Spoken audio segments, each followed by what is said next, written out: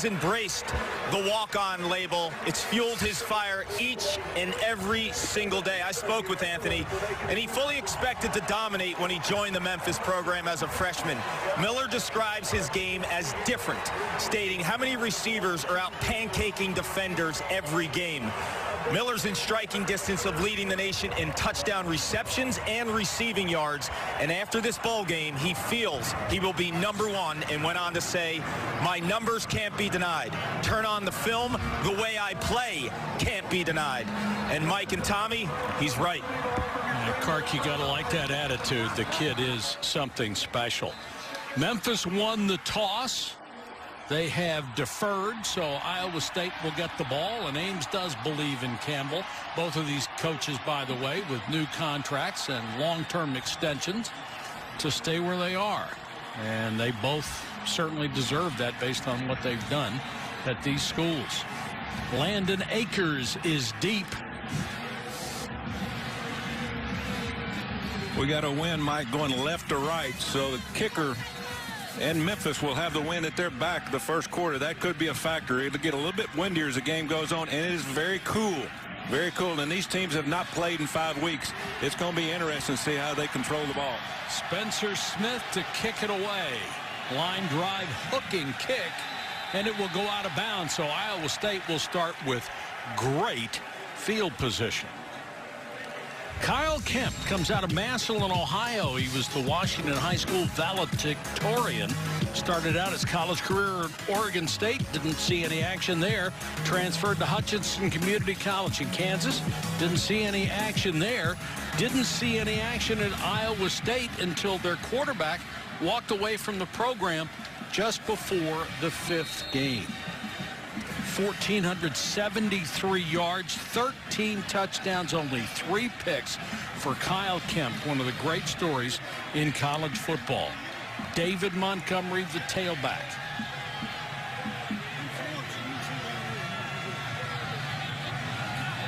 An offset eye to the left. Fake toward Montgomery, and the pass complete to Lazard, who was his favorite target. 61 catches this year for Lazard. Memphis, the second half of the season, Mike, went to mostly man coverage, and you saw that right there. That's just an out route against man coverage. You'll probably see that a lot today. Kemp, very accurate. Pressure coming on him this time. Throws, ball tipped. Very dangerous pass. Up for grabs, intended for Lazard, but it went into a crowd. Looked like Tim Hart got a piece of it. Yeah, excellent play by Tim Hart. He just gets in the passing lane, quick slant, thinking man coverage, but actually went to zone. They kind of fooled him there on the second play of the game. 3rd and 4. Iowa State has not had great success on 3rd down this year. 3 wide receivers stacked to the left, now man in motion.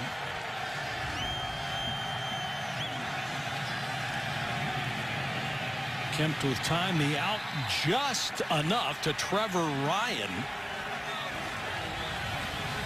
Track guy transferred from Northern Iowa. Just another quick out route against man coverage. They're going to do a lot of movement today out of the backfield with wide receivers to see if they're in man. And when they're in man, you're going to see a lot of out routes, a lot of quick throws by Kyle Kemp. It's a tough cover for a safety. Number 4, Josh Perry, ended up with the coverage. And if that play is executed, it's almost unstoppable. Montgomery, and this kid is somebody to keep an eye on because he was number 2 in the Big 12. As we take a look at our impact players, Montgomery with 91.2 yards a carry. That was 2nd in the conference. And T.J. Carter, only a freshman, leads an opportunistic Tigers defense. 5 picks. As a team, they have 30 turnovers this year. I said carry, obviously 92 yards per game for Montgomery. Averages almost 5 yards a carry, however. Pro Football Focus named him a first-team running back. He forced more missed tackles than anybody. Looked like Memphis was offside, so a free play. That pass tipped and incomplete. Let's go to Paul. Trevor Ryan, Mike, one of Iowa State's best receivers, 46 catches, and their slot safety blanket receiver on that last catch he made hurt his left foot, is yet to return to the game, pacing up and down and talking to the trainers, but they need him. Paul, it looks for all the world like Austin Hall was lined up offside, but no flag. Kempt on 3rd and 7, sits in the pocket, floats it right down the middle, wide open. Akeem Butler, touchdown. A 52-yard strike from Kempt. Big play. That's how they played all year long, getting big plays against good defenses. This defense here against Memphis is going to play man coverage, and they just paid the price. They played too many man coverages in a row, and they gave the deep ball up. Can you believe Kyle Kempt couldn't find a way to get on the field at 3 schools in 5 years? Well, I coached for 40 years, and I probably made my share of mistakes, but obviously a lot of coaches made mistakes on this kid in the last 4 years. Garrett Owens for the point after. He has not missed in 42 tries this year. 43 for 43, and Iowa State strikes first. 65 yards in 6 plays. It took less than 2 minutes. Watch me do this. It's always been more than the music. You riding weights on the back of my cruise ship. Look, watch me.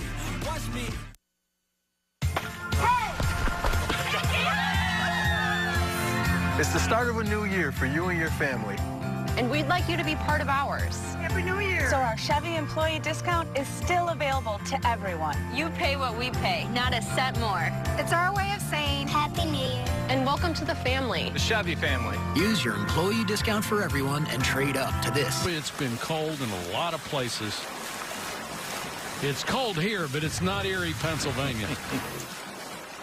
Yeah, let's look at the play here. This is going to be Iowa State's game plan. They stack receivers thinking man coverage, trying to get somebody free. And as you see right here, Akeem Butler catches a pass wide open. This is Tony Pollard, the most dangerous kick returner in America. And if you look at the numbers, he may be the most dangerous kick returner in the history of football. Averaging 42 yards a return. He'll be held under it this time as he crosses the 30-yard line. The Tigers are led by quarterback Riley Ferguson. The junior started his career at Tennessee, left Knoxville and football, and took a job detailing cars in 2014. Following season, he enrolled at Coffeyville Community College in Kansas. Then he came to Memphis. He's been here 2 years. It has worked out brilliantly for him and for the program. 3,971 yards, a single-season school record, as well as his 36 touchdown passes, only 9 picks. And, Tommy, you really like this guy, don't you? I really do. And if you like offensive football, get ready, because you're getting ready to see it from this quarterback right here.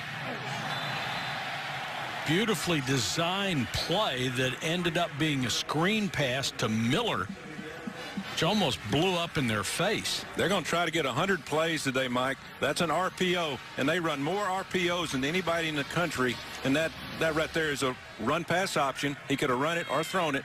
He obviously threw that, probably should have run it.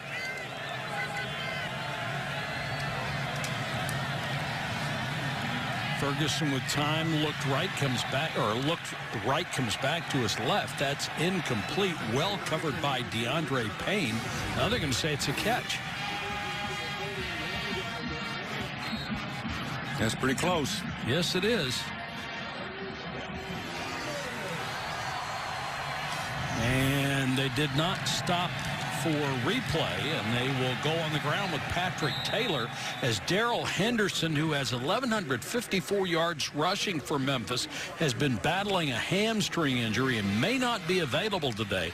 Taylor, who splits time with him, has rushed for 800 yards this season. Pretty good backup. Yeah, very good backup. You hate to see that happen to Darrell Henderson. Taylor again broke a tackle and then stuffed at the 45-yard line. They need to reach the other side of the 50 for a first down. Marcel Spears, an outstanding linebacker, was in on the tackle.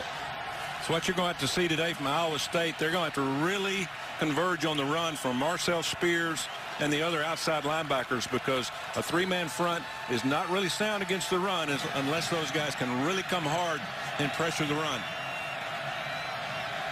3rd and 5. Mayhew is checked in as one of the wide receivers. And they'll go with the draw, and it goes nowhere. Spears was there, as was Willie Harvey, both outside linebackers, and they shut it down and forced this high-powered offense into a punt. J.D. Wagner, number 58, kind of contains it right here, gets a hand on him, makes first contact. Again, Marcel Spears, outside linebacker position, come from an outside in. That's got to happen all day long against this running game of Memphis.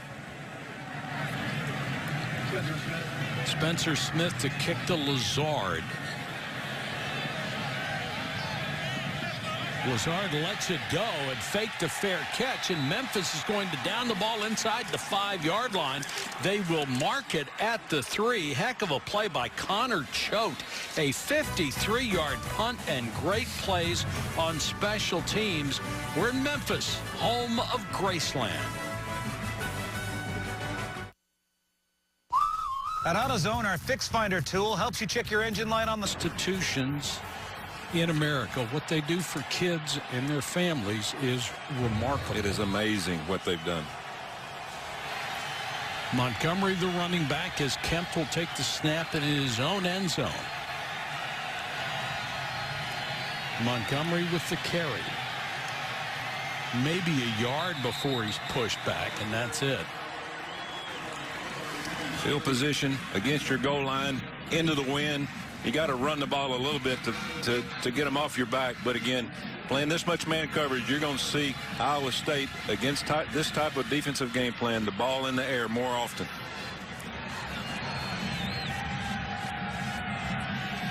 Second and 8.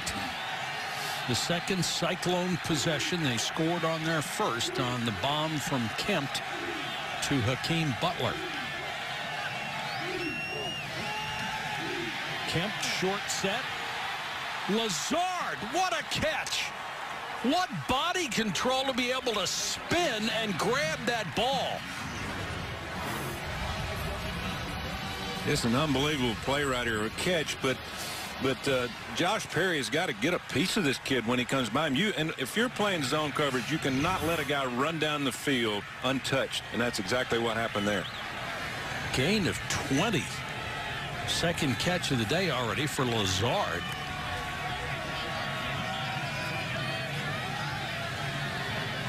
Kemp had been bothered by a shoulder injury, and the time off between the end of the regular season and the bowl game did more for Iowa State than probably any other team in the entire country. Let's go to Paul.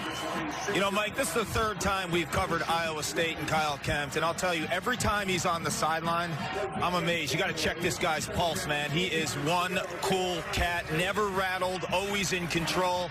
I spoke to him a few times over the year. He's a computer science major. He wants to write codes. You mentioned earlier the class valedictorian, but what a guy to run quarterback. He has been something else. There's no doubt about that. Quick out to Deshaunte Jones, and Jones out to the 29. Matt Campbell is the head coach, just signed a new contract, second year.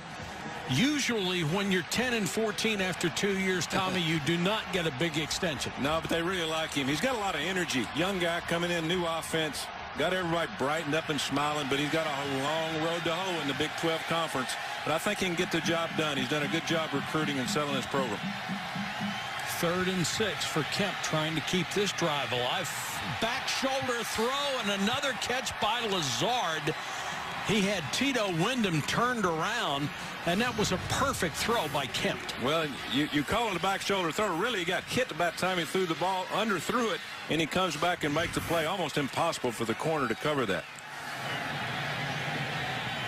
Kemp wants to go long again, and was trying to hit Hakeem Butler, who's their speed guy on the outside. Jonathan Cook with the coverage. Now they have applied to the NCAA for an extra year of eligibility for Kyle Kemp. Their justification is that there was a coaching change at Oregon State before he left, then a coaching change at Coffeyville before he left. So they are very hopeful, and that would be a big shot in the arm for this club because they lose so many seniors. Yeah, they need his senior leadership, and a guy pulling the trigger in this offense, you need some experience. He's already thrown for 104 yards in this game. And movement will kill this play. Having a little bit of a tough time throwing the ball. There is no snap. Snap infraction. Offense, number 51. 5-yard penalty. Second down. Throwing the ball into the wind. They've got a pretty good wind right in their face, and the ball is sailing a little bit. The shorter passes are easier. I'm pretty impressed with Memphis's defense so far in terms of stopping short passes in the run. They're just not covering anybody deep. Yeah, you see the wind blowing left or right as you look at it on the TV screens. 41 degrees, wind chill probably around 30. Both teams have been practicing outside all week. They're used to it. But, again, it's going to cause a little bit of a timing problem. It's going to cause different things to happen. You're going to see things happen. 8 minutes and 8 seconds. 8:08. Like the bad snap there. We hadn't talked about this, Mike. We might not ought to talk about it and put a jinx on. They have not lost a fumble all year, and it's never happened in college football. One team not losing a fumble the entire season. Boy, am I glad you said it. And I really hope they go the rest of this game without losing a fumble. Kemp with time to the sideline. Lazard is just eating them alive, being covered by Tito Wyndham, who was the field corner, and usually they put Lazard to the field side. Just a deep out route against his own coverage. Again, he just throws it over the outside linebacker. Great read by Kyle Kemp. Not much room for Montgomery. He'll pick up maybe a yard. This is where I thought they'd struggle on Memphis's defense, is stopping the run, and David Montgomery. They've been very successful running the ball inside against everybody, but they're holding their own. They've got to create something to happen outside the numbers on these out routes. If they don't, it's going to be a long game for Memphis's defense. One of the best way to play defense against Memphis is not to let the offense back on the field. They're doing a good job of that. Yeah, the first series for Memphis on offense was not a very good series. Matthew Eaton, number 23, is in as an extra receiver. 2nd and 9. Fake to Montgomery. Screen. Deshaunte Jones, not much there. T.J. Carter, the sensational freshman, and Jonathan Cook covered him up. And that's what you get when you start playing the zone against these spread defenses. You go from man to zone. They're just going to line up, throw screen passes, put these blockers on you, try to get 4 or 5 yards. That's a big play in both of these offenses that we'll see today against zone coverage. 3rd and 8 as we approach 6.5 minutes in the first quarter.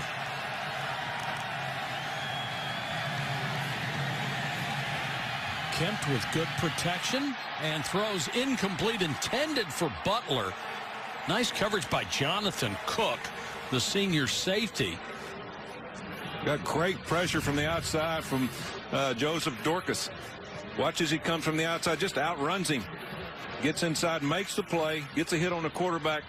And it doesn't look like a lot, but if he continues to get hit like this the entire game, Kyle Kemp is going to be able to have to think about the things that are coming after him from the inside. The tackle that time got beat inside. You can't let that happen. Downing will punt.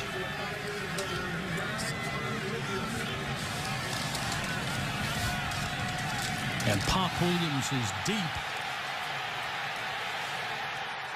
Bad snap. Kind of mistake that they cannot afford to make against Memphis. I think we just lost a little concentration from the punter here. Might not have been a perfect snap. No, he took his eyes off of it. Just pick it up. Don't lose this fumble. You know, I put the jinx on him on a couple of plays before that, but good job of getting on the ball. Now Memphis has got to start showing up. But this is where Iowa State really plays well defensively, is inside the short field or inside the red zone. They're going to have to continue to run the ball to get yards, but pressure now is on the defense of Iowa State to stop a short field for Memphis. A great offense. Sometimes a punter will look at the rush instead of the ball, especially when it's a good snap. And now Memphis will go to work, and immediately the strike to Pollard. 30 yards. That didn't take long. And again, it was against a different coverage that I've seen Iowa State run. That's very different. It looked like they were doubling the outside receivers. Single covered Pollard on the inside. He is wide open. DeAndre Payne hit him hard, and Payne is still down. We've got a timeout. 6:10 to go first quarter. Memphis threatening.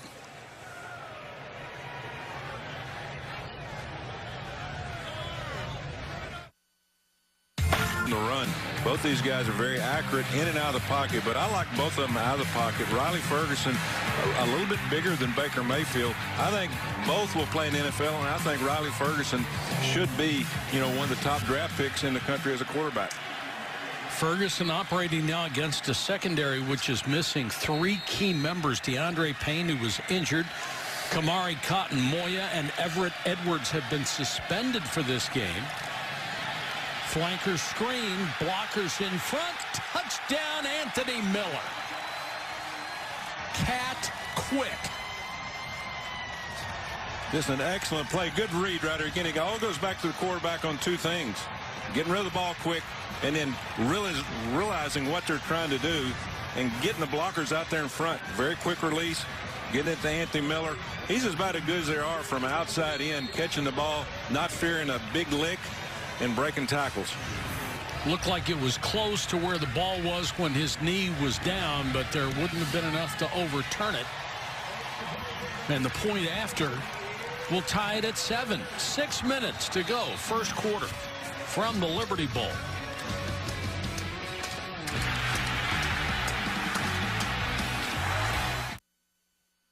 Iowa State was the place where Derek began his adventure. Derek was one of the first students in the industrial design program. Our apartment together was a design studio.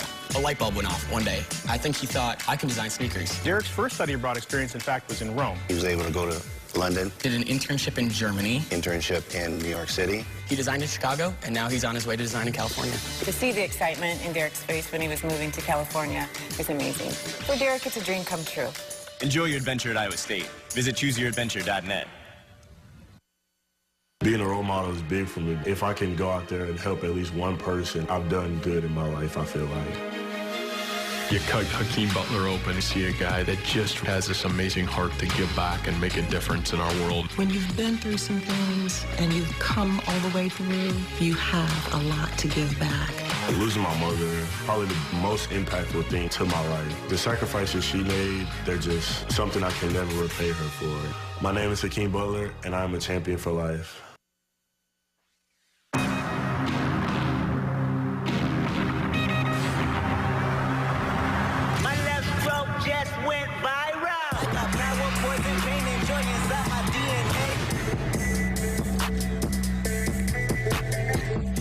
Welcome back to Memphis, Tennessee. Kyle Kempt on the sideline led his team to a touchdown on the first drive. Their second drive ended with a loose ball when the punter took his eye off of it. The snap appeared to hit him right in the face. If you're sitting home in the cold weather in the north part of this country, just sit back and watch this game and watch all the fireworks. We've had 2 touchdowns already, and there are going to be a lot more in this game. Landon Akers is the deep man.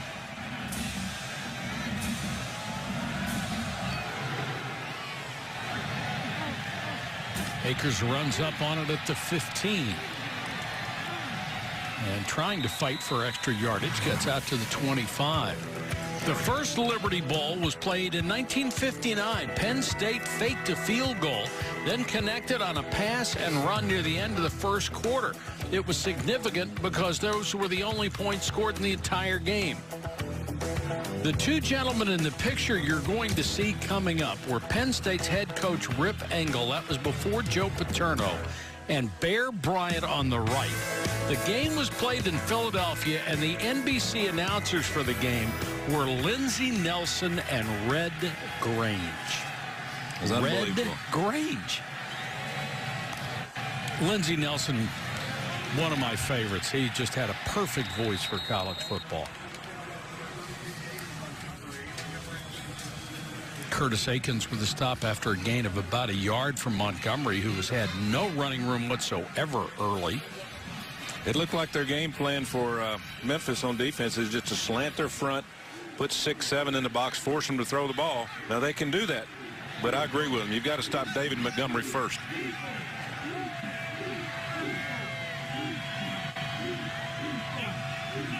Second and 9 for Kemp. Pressure coming. Dumps it off in the flat. Nice play by Kemp, and Montgomery, who's a really good receiver, picks up about 8 yards, bringing up 3rd and short. And a little woofing going on. That was an unbelievably athletic play from a big quarterback in Kyle Kemp of just getting the ball off. He had people hanging off his shoulder, and an excellent throw out to Montgomery just to make a positive play. Everywhere he went, they told him he had no future. Oregon State, then Coffeyville Community College, and then Matt Campbell, who tried to recruit him at Toledo, said he could walk on here at Iowa State, but he had no scholarship to give him.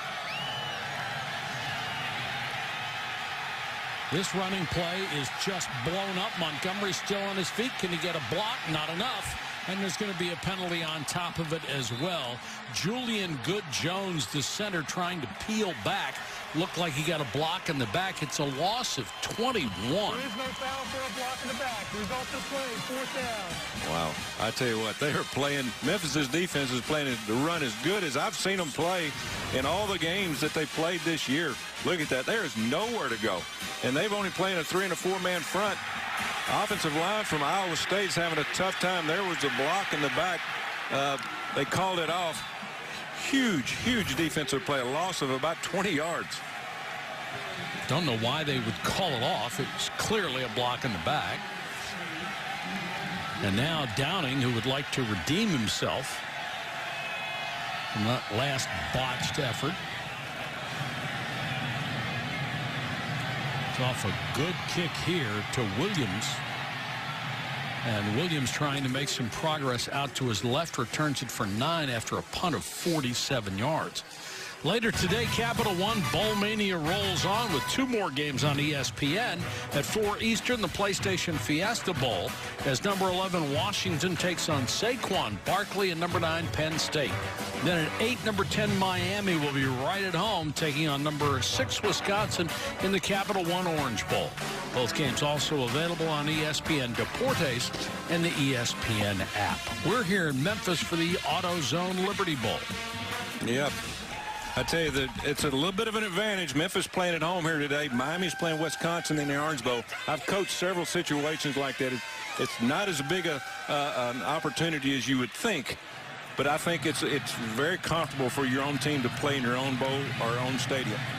Patrick Taylor, and again, Darrell Henderson, apparently not available, as he's been battling a hamstring issue in practice. Memphis, the best they've ever done here at the Liberty Bowl, the best in school history. It's 7-0 this year, including wins over UCLA when they were 25th and Navy when it was 25th. I'm just afraid they're going to need Darrell Henderson as this game goes, Mike, and screens, not just running the ball, but also passes. You know, he's big in that. An exceptionally talented guy. Ferguson threw it up for grabs, and it's complete anyway. Nice catch by Patrick Taylor.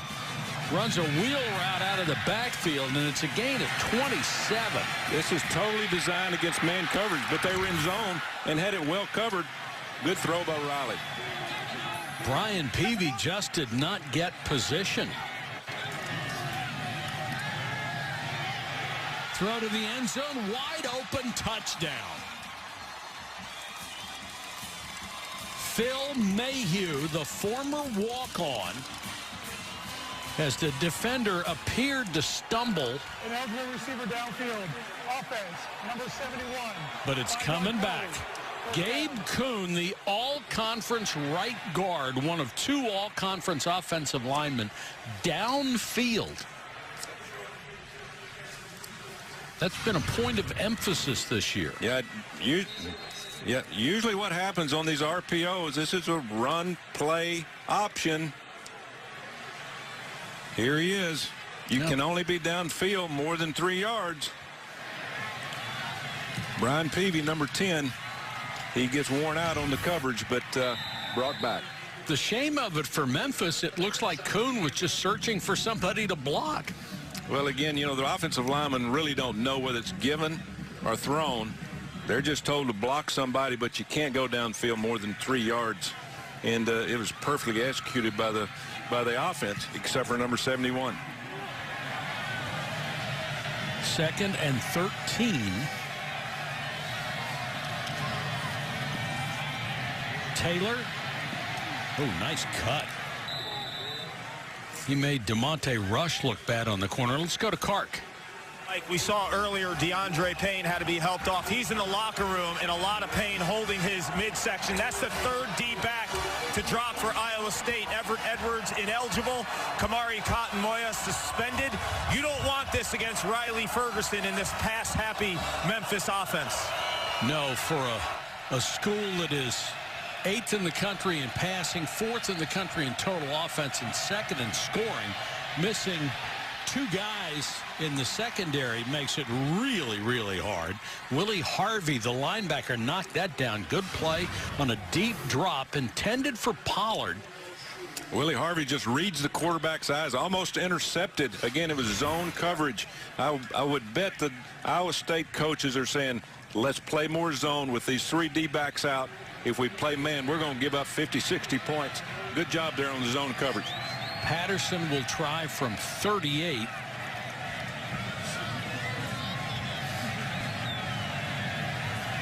He has hit 9 out of 13 this year.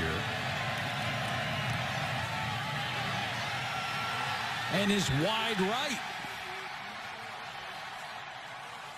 So really the result of this drive, just frustration, as they throw a touchdown pass, have it called back for an ineligible lineman downfield, and then miss a very makeable 38-yard field goal.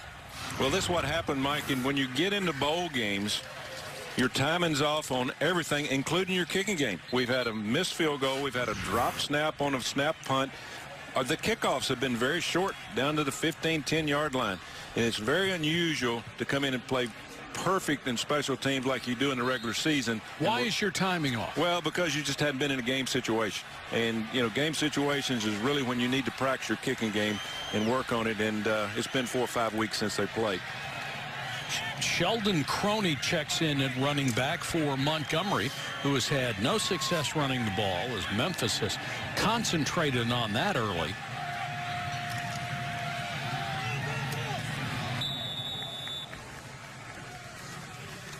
Let's check in with Zubin. Mike, thank you. Royal Caribbean Studio update at the Tax Slayer Bowl. If this is indeed Lamar Jackson's final college game, he'll want to go out in style, call in his own number. We're tied at 14 on ESPN in Jacksonville. Back to you. 2nd and 5.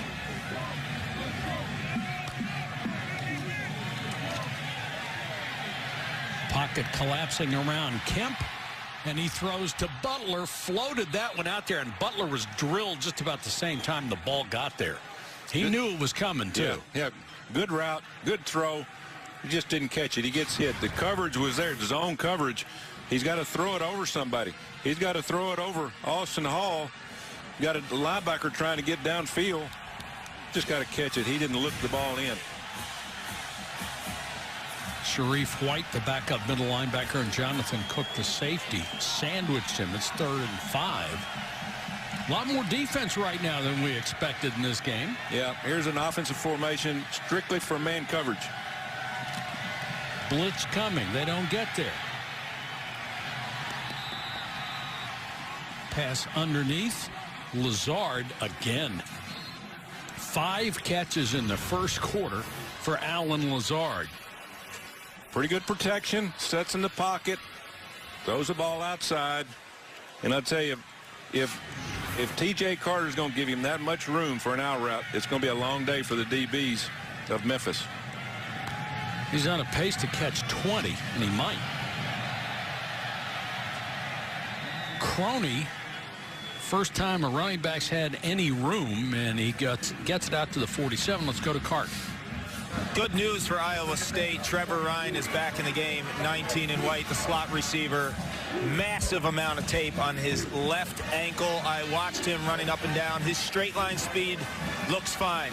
His cutting, not so much. So he's a guy who really loves to get off the defense with quick cuts. He's going to struggle in terms of getting those intermediate passes. They'll send him in motion here on the wing right. And they'll go with the run. Again, it's Crony. Gets a couple, and that's it. That is the end of the first quarter. It's 7-7 here in Memphis. We'll be back after this message and a word from our ABC stations.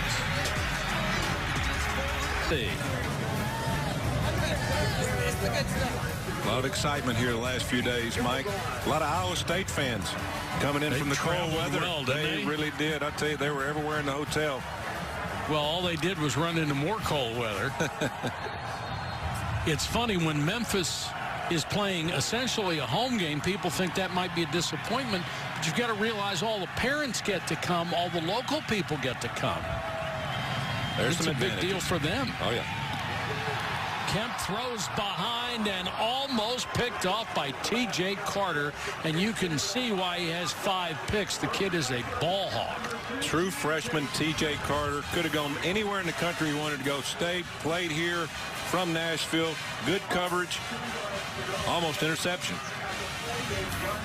It's funny when you see guys and the coaches say, we don't play zone that well, so we switch to man. Usually it's the other way around. That's exactly right. 4th and 2, they'll kick it away. Williams is deep, stands back at his 10. And booms it into the end zone. Last time that Iowa State was in a bowl, it was here in Memphis. The Cyclones had played in 2 previous Liberty Bowls. The last time was in 2012 when Iowa State held a 17-7 lead after the first quarter, then gave up 24 unanswered to Tulsa. 40 years earlier, Illinois State, or Iowa State rather, came up short against Georgia Tech as well here in the AutoZone Liberty Bowl. And I guess at the banquet this week, the AutoZone Liberty Bowl banquet, the AD from Iowa State said, yeah, we've played in 3 AutoZone Liberty Bowls. Memphis has never played here, and this is their hometown. So a lot of fans here today in blue and a lot of fans today in red and gold. And it is a sellout. Miller can't get away. And if you're going to concentrate on anybody, that's the guy. And Marcel Spears, who was an outstanding sophomore linebacker, number 42, was out there in coverage. John Haycock, the D coordinator, said he's the most improved player on the defense. He doesn't miss many tackles, and in the Big 12, you need great tacklers at outside linebacker. He's had 96 tackles this year, and Tony Pollard gets a shot. Reggie Wilkerson, one of the safeties, makes that play, but he had to come up quick. Now you're going to see more tempo offense from Memphis. They have been in 0 rhythm so far in this game. 3rd and 3. Ferguson, quick drop, throws to Pollard. First down out to the 31-32. There isn't a throw Ferguson can't make. He can throw it in a seam. He can throw the deep ball. He can throw the ball on the run. Does a great job. But this is what we talked about early in the game. They have to make 8 to 10 to play drives and score points. They can't score big points against this team because they play 8-man drop. Throw over the middle, and that is complete again to Mayhew. Makes his 32nd catch of the season, and that one is for 18 yards. Well, it looks like Memphis now has got all that coaching out of the way in the first quarter. Now they're going running their offense because you normally say, oh, we're going to run these 10 plays. This is what we're going to run beginning of the game. Well, they got those out of the way. Now they can go ahead and start running plays that have worked for them all year long. Looks like they're getting in a rhythm.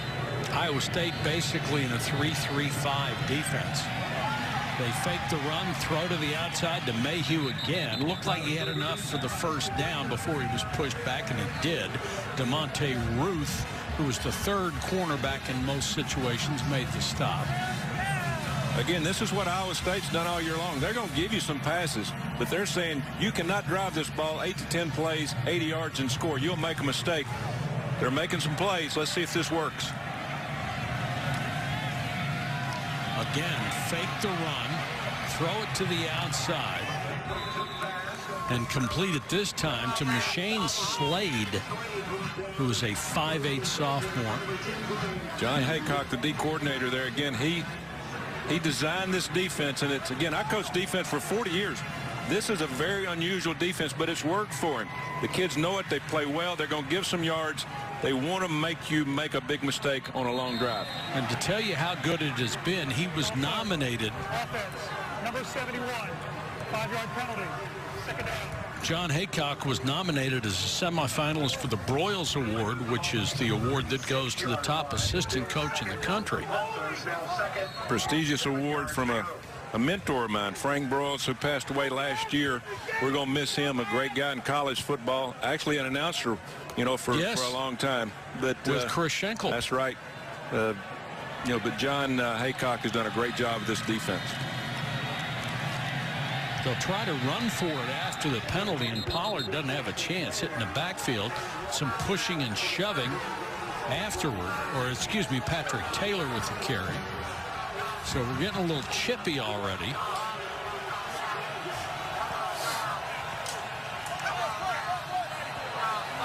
Here you see the graphic of the two defenses. Last year they gave up 31 points, 452 yards. This year 21 points, 368 yards. Huge improvement. Now, he's got a few seniors on the team, but again, this is a defense that you wouldn't say it's a normal defense, but it's working for them. They're making plays, and these kids really like to play it. Ferguson flushed out of the pocket. And they'll bring him down and force a punt. Jamal Johnson and J.D. Wagoner applied the pressure. Ferguson had to take off, and they got him. Yeah, I think you got to go for this. You're into the win, so you can't kick a field goal. If you try a punt, you're probably going to gain maybe 15, 18 yards. Hey, this is a bowl game. Go for it. Have some fun. 4th and 8.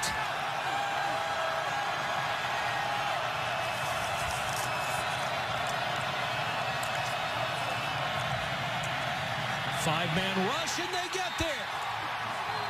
And again, it's Jaquan Bailey.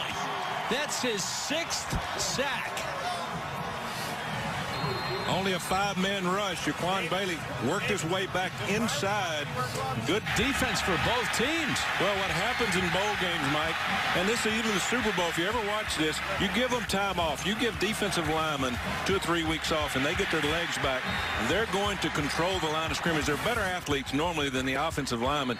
That's what you're seeing today on both sides. They're fresh. They're ready to go. They had a lot of time off, and they're healthy. Turnover on down, so they start from their own 45-yard line. There's that offset stacked eye.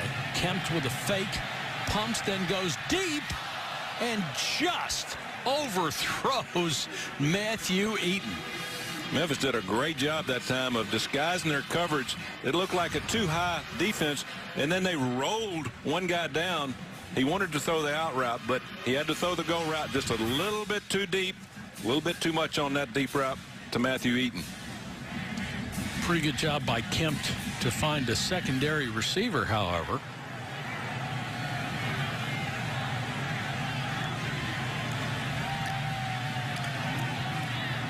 Second and 10. Delay to Montgomery. Finally a little room to run. Look at the power this kid has. That's Montgomery we've seen twice this year, Mike, right there. His legs do not quit moving. They go north and south, and you really, really got to gang tackle him to get on the ground. Watch this. There's nowhere to go. He breaks on the outside, makes one good cut. Look at his legs. He just keeps driving, getting that extra 1 or 2 yards. He is generously listed at 5'11". He's 219 pounds. All Big 12 as a sophomore, running back. That's huge. 3rd and 3. I know you recruited him at Cincinnati. That's right. Unfortunately, he got out of town. Kempt got the quick out for a first down again. Hakeem Butler fighting for extra yards. Hakeem Butler, 6'6", 220 pounds against a cornerback that's usually going to be 5'9", 5'10". Pretty much an overstretch for a guy like this to tackle. Look how big this guy. There's a mismatch there between the DB and the wide receiver, and Butler's going to win that every time.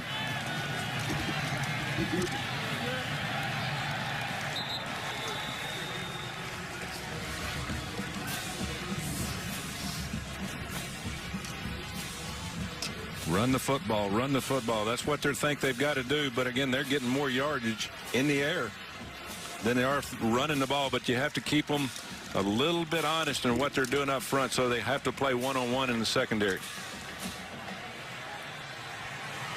2nd and 6.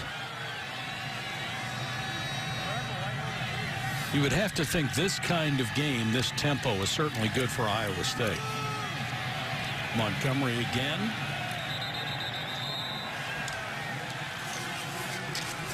Monday, New Year's Day, a few more college football appetizers for you. Noon Eastern on ESPN2. Jim Harbaugh's Wolverines go against the Gamecocks in the Outback Bowl. And at 1 o'clock here on ABC, number 14 Notre Dame, number 17 LSU in the Citrus Bowl, presented by Overton's. Both games also available on the ESPN app. Well, I like that matchup. Notre Dame, LSU, that should be a heck of a ball game.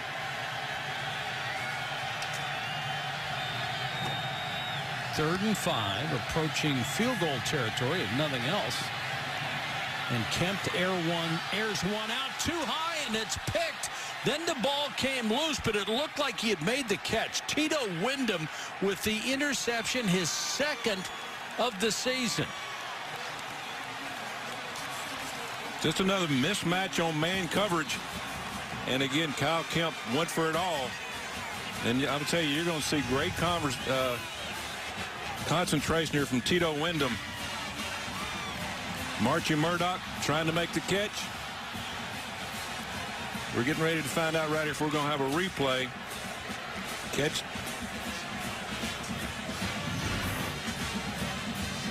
So Memphis is going to have the lead by the extra point in a minute. At your Lexus dealer. The replay booth wanted to take a look at what that pick was, and they're going to overturn this. The defender did not maintain control of the ball all the way to the ground. Therefore, we have an incomplete pass. He's 4th down at the 30-yard line. And that's what we've seen in pro football and everything we've been watching the last few weeks. You have to maintain control all the way through the catch. And as you're going through the ground, watch, he goes down. And that angle right there, you can't see it. But he doesn't have the ball all the way in. He's got it on the top of his arm. Watch. Here he's got the ball almost in control, but it comes out. Well, the only 4th and 5, they're going to go for it. My only question on the replay is how long do you have to have it after you hit the ground? He had it for a certain period of time. I think if he'd have had the ball in his, what we call the breadbasket, in control, that'd have been enough. But he had that ball too high, never really got it pulled to his body. So big break for Iowa State. Can they take advantage? Yes, they can. First down at the 18-yard line. Nice throw by Kemp, and Lazard with his 6th grab of the ball game. I don't like this defense. It's 4th and 5, and we've got our DBs off 8 or 9 yards and backing up on the snap. You've got to challenge receivers in the red zone, especially on 3rd and 4th down. Take the first down away. It's almost like giving it to them, isn't it? Make them throw it over your head. To me, that's the #1 rule on defense, especially in the red zone. First down at the 18. Montgomery as they continue to try to run, but there is not much there. I tell you, Memphis is really holding their own on the running game. Again, they just got to get a little bit tougher, a little bit more aggressive on the outside. But, you know, very good play calling and execution. Very good play calling and execution from the offensive side of Iowa State, and they're really working their receivers well against this man coverage. There's Chris Ball, defensive coordinator. He just tries to hang on every game. He's not as talented as he will be in the future. Right now, he's leaning on the offense of Memphis to win games. They lost 6 starters to injuries in the first 2 games, all of them out for the year. One of the reasons they switched to a man-to-man. With good defense there on the pass to Marchie Murdoch as Jonathan Cook just grabbed on, wouldn't let him go. That's what we're talking about. Be aggressive in the secondary. Attack the line of scrimmage when the ball is in the air. And right at that time, Jonathan Cook just pressed the blocker back into the ball carrier and made the play. Great play there.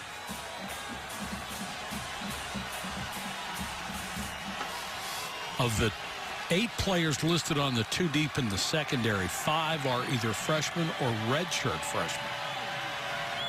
Tough to play with all that inexperience. Kemp can run inside the 5. That'll be 1st and goal. They caught him from behind. Sharif White saved the touchdown, at least temporarily. Now, Kemp is never going to be known for his running ability, but he had a wide open field there. Well, good job out of Kemp. Good job out of Kemp coming up the field, making the play.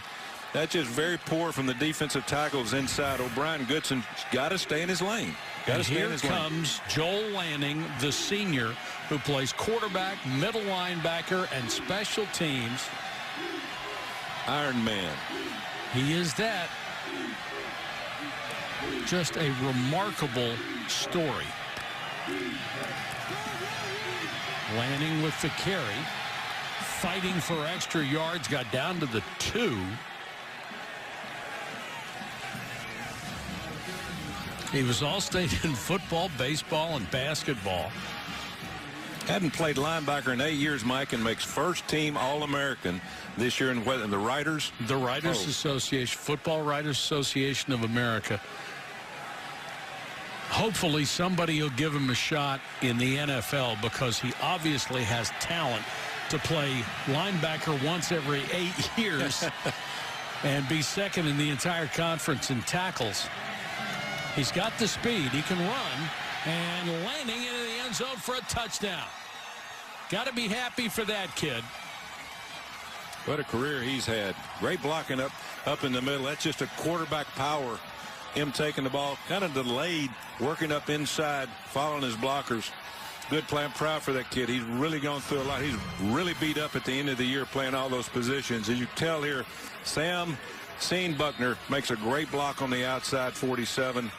Kind of walks in the end zone. Did you see Hakeem Butler, who had to squeeze his way through 2 other players as he was the man in motion? He had to turn sideways, and still he bumped one of them. That could have messed up that play terribly. 12 plays, 55 yards over 6 minutes off the clock. Is this for me? No. Young guy standing outside the gate, and he and Lisa Marie, his wife, came out and looked both ways and then took off down the street. Fun time. Took off when they saw you? Yeah. Tony Pollard, the best return man in college football, came into this game averaging 42.4 yards a return. He has 4 touchdown returns this year, 6 in his career. Each one is 1 off the all-time record. Pollard to the outside, can't make the corner, cut down at the 29, and we check in with Zubin Mehenti. I'm Reese Davis. Coming up on the Mercedes-Benz halftime report. Baker Mayfield has spoken. A little raspy, but seemingly none the worse for the wear. Jonathan Vilma, Mac Brown with me. We'll see you at the half. Back of the AutoZone Liberty Bowl, and it's 14-7. Iowa State going for its 8th win of the season. Riley Ferguson, for the most part, has been held in check. 118 yards. For him, that's nothing. 15 plays without scoring a point for Memphis. That's unbelievable. You got to give the defense from Iowa State some credit. They have got to open it up, and they've got to get in a tempo offense.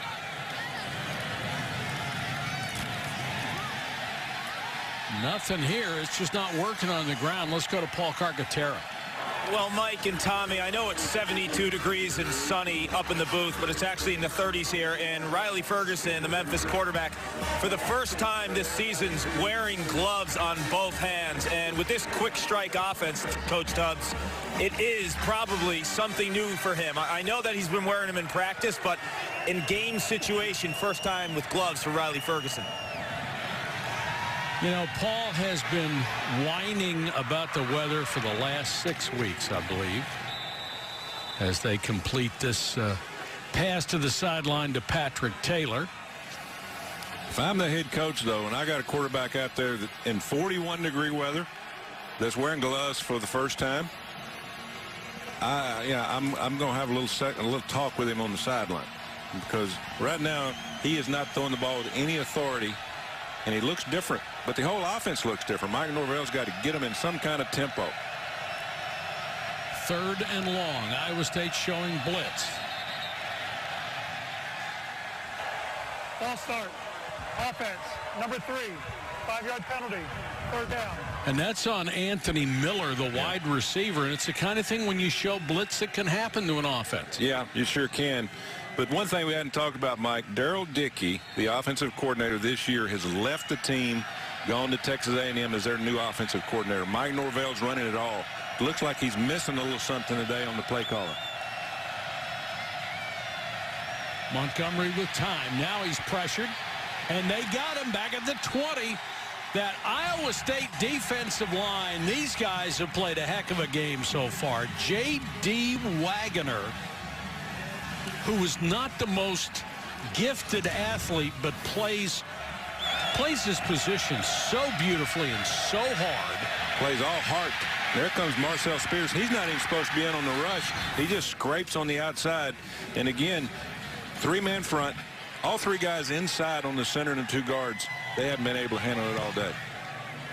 And when you have seniors, you have a chance. And there's a lot of seniors on this Iowa State team. 39-yard kick. I mean, you know, they got to stay away from 2nd, 3rd, and long, because their quarterback's not that big a thrower. Force the running game wide. And of course, Clemson, you know what they can run the ball, then they got to contain Hurd on the outside run. He's their big threat. Kempt for Lazard. A lot of contact. Has to be a flag on that, and there is. Leandre Thomas never saw the ball and just grabbed onto Lazard. True freshman. Defense, number 12, 15-yard penalty, 1st down. Thomas, a true freshman, number 12 right here. Just a mismatch from Lazard. Lazard's got more experience.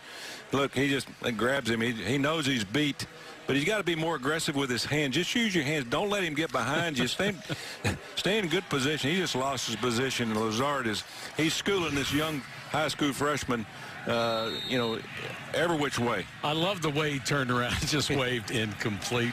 Let's get on to the next play. But when you're a receiver like Lazard, you see all kind of that, because you can put a move on these guys and they just get lost and they panic and start grabbing. From the Memphis 46, Kempt. That one is incomplete and intended for Chase Allen. Let's go back to Lazard, because he was the young man who caught the game winner at Oklahoma, and this is his 48th consecutive game with a reception, and that's number 1 in the country. He's got all kind of talent. I'm anxious to see what he can do at the next level, because he's a kind of a big guy. You know, he's 6'5", 222, uses his body well. He was heavily recruited out of high school, including offers from Stanford and Notre Dame, so you know how bright he must be. And there he is again. But he wanted to stay at Iowa State, and they are so grateful that he did. They just can't cover him. He just runs a quick post. You know, Thomas is playing outside leverage. He doesn't want to get beat deep. And then the safety see him coming again. He's a load to tackle. Kempt with time, throws to the outside, intended for Lazard. He has 7 catches for 108 yards so far in the first half, and drew an interference call. He's saying, please take me out. I run about 8 40-yard dashes in a row. And you don't really realize when you're watching on TV or from the stands how much running receivers do. We actually put monitors on them in practice now. And they'll run 7 or 8 miles just in practice running routes. Jeez. And so you have to monitor them so you don't run them in the ground. Only 1:39 to go in the half. 2nd and 10 for Iowa State, already in field goal range. Kempt on the run. Really a dangerous throw there for Hakeem Butler. Good coverage by Jonathan Cook. Tito Wyndham was back there as well. Yeah, zone coverage. Jonathan Cook playing free safety just comes over the top. Wyndham playing a little bit deep. Turns really into man coverage, but it was zone. Good play there by Jonathan Cook, trying to work underneath again in the red zone. Play in front of the receiver, not behind him. That's what they've done in the past, is giving up that easy throw in front, force the ball over the top. They're happy to have both of those safeties back. Cook and Perry, they were both hurt in the conference championship game. One of the reasons they lost in the rematch to Central Florida. Blitz coming. Kempt can't get away. Taken down at the 35-yard line. And that is a big mistake because it takes him out of field goal range. The number one thing he has to do is get rid of that ball. Don't take a sack when you're in the red zone. Get rid of it. Just throw it. You see the blitz. You get 5 men coming. You're pressure from both sides. T.J. Carter was coming really fast. Their first time out of the half. Please reset the game clock to 1:24 seconds. 1 minute, 24 seconds. Memphis stops the clock. Otherwise, Iowa State could have run off another 35 seconds. Monday, New Year's Day on ESPN at 12:30. It's the Chick-fil-A Peach Bowl as number 12 UCF, who we just mentioned, puts their undefeated season on the line against number 7 Auburn. Good matchup there at Mercedes-Benz Stadium in Atlanta. Scott Frost will coach his final game for UCF before going on to Nebraska. December 2nd, Memphis met undefeated UCF in the AAC championship game, went to double overtime. Ferguson was intercepted at the goal line, down 7, and it was a heartbreaking double overtime loss. UCF got to pick up the AAC championship trophy. 2 losses on Memphis' side, both the UCF. A good football team. That should be a great game between Auburn and UCF. Should be a lot of points scored. 51-yard try or 51-yard try for Garrett Owens would be a career long, and he hooked it. Special teams, we talked earlier, bowl games are very, very good, because you've been off 4 or 5 weeks, and it's showing up here today. And with the offense that Memphis has shown all year long, with 1:18 and a couple of timeouts left, plenty of time. But they've been throttled so far. Yeah, Memphis's offense, they were down 17-0 at halftime to Houston in a huge game. And they came back and scored 42 the second half. 572 points, most in single-season school history. And that is a lot of points, and a lot of those have been scored in the second half. And yet the last 7 Memphis plays, 6 of them have gone for negative yardage. Ferguson pressured. Did he get out of bounds? He did. Stop the clock with 1:08 left. Just watching the secondary from Iowa State, they are schooling Memphis on how to play an 8-man drop. They're taking away all the vertical routes and making them throw it underneath. And Memphis just will not throw the short route. They're trying to get too much, too early, too quick. Coach, you mentioned the screen game in our open. I haven't seen more than 2 screen passes. Nope. And again, this is a 3-man rush, and they give up a sack. Ball came loose. I think he was down, and now they're going to rule he was. Jaquan Bailey chased him from behind. Ferguson is mobile, but he's not really a runner. He's not a runner, but the thing that you got to happen is Jaquan Bailey's a guy that can really pass rush. They're getting speed rushed on the outside. Again, 3-man rush against 5 blockers. That can't happen. It cannot happen in a game like this. Second sack for Bailey. Ferguson steps into this throw and gets it across the middle, complete to Kadarian Jones. Clock running. They'll stop it while they move the sticks, but only 30 seconds left in the half. Once again, that three-man rush. You're going to force them to march down the field with multiple plays, and Phil Mayhew makes another catch. Again, make them make a mistake. That's what Iowa State's done all day long. You know, just pressure with three, force them to throw the ball into coverage, make the tackle, go back, and go again. Ferguson flushed by that three-man rush, throws underneath to the 32-yard line to Patrick Taylor. And keep in mind, Darrell Henderson apparently not available. He's been battling hamstring issues. He is their 1,100-yard running back. Yeah, good throw right here. He just makes things up. Again, you see Brett Favre, Drew Brees, all these guys. But what's happening here is you're seeing a Power 5 defensive front just whip a group of 5 offensive line. That's exactly what's happening here, and there's no excuse for a three-man rush to give up that quick a pass. Ferguson overthrows. That time they sent 4 and got pressure. Now only 8 seconds left. They probably need 7 or 8 more yards to at least have a chance, because, again, we've got a good 10-mile-an-hour wind in the face of Memphis here, so they've got to get a little bit more yardage to have a chance to get at least 3 points on the board.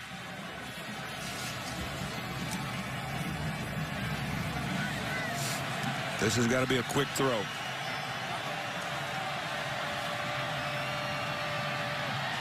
Taking a lot of time here. Throws over the middle and caught. But the clock has turned to double zeros. They got to put 1 second back. I was watching the clock, but it depends on when Mike Corvell got. 30-second timeout.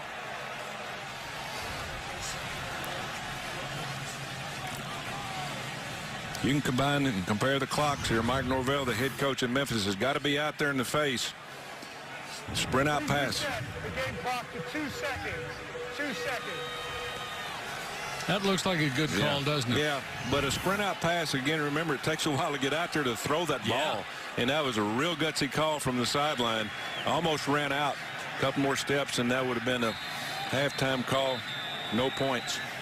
This will be a 34-yard try. Patterson has already missed from 38. So he is 9 out of 14 this year. Understatement when they said they were freezing the kicker. He's already froze before he comes on the field. Good point. But again, this wind's going to play a factor, and hopefully we can get a shot of the flags. They are really picking up. The temperature is actually dropping. It's supposed to be in the teens here tonight. The front is moving through. There you can see it. It's blowing right in the face of the kicker. So this is what, maybe 6, 7, 8 yards difference? Yeah, at least. The big thing is really not the distance from here. It's how the wind affects the ball in its flight, whether it pushes it right or left. And they're going to use another timeout. Prior to the ball being snapped, timeout. Iowa State, their second timeout of the half. 30-second timeout.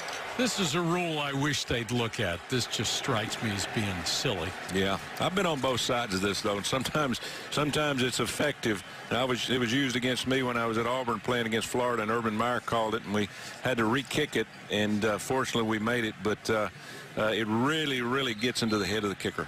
Yeah, it just seems like you're gaming the system a little bit. Mm-hmm. Yeah, but it's. Coaches have to do something on the sideline during the game, and with all this money being paid now, it makes them look like they're more into the game. But this is a good right here by Matt Campbell. I think that especially in this with the wind, with what's on the line, temperature, good call. And Patterson knocks it through, so he's 1 for 2 for the day, and Memphis has cut the lead to 4.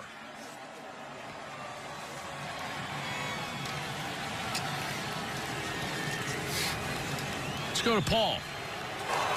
Coach, Memphis has the second most prolific offense in college football, averaging 47 points per game. You've held them to 10. How?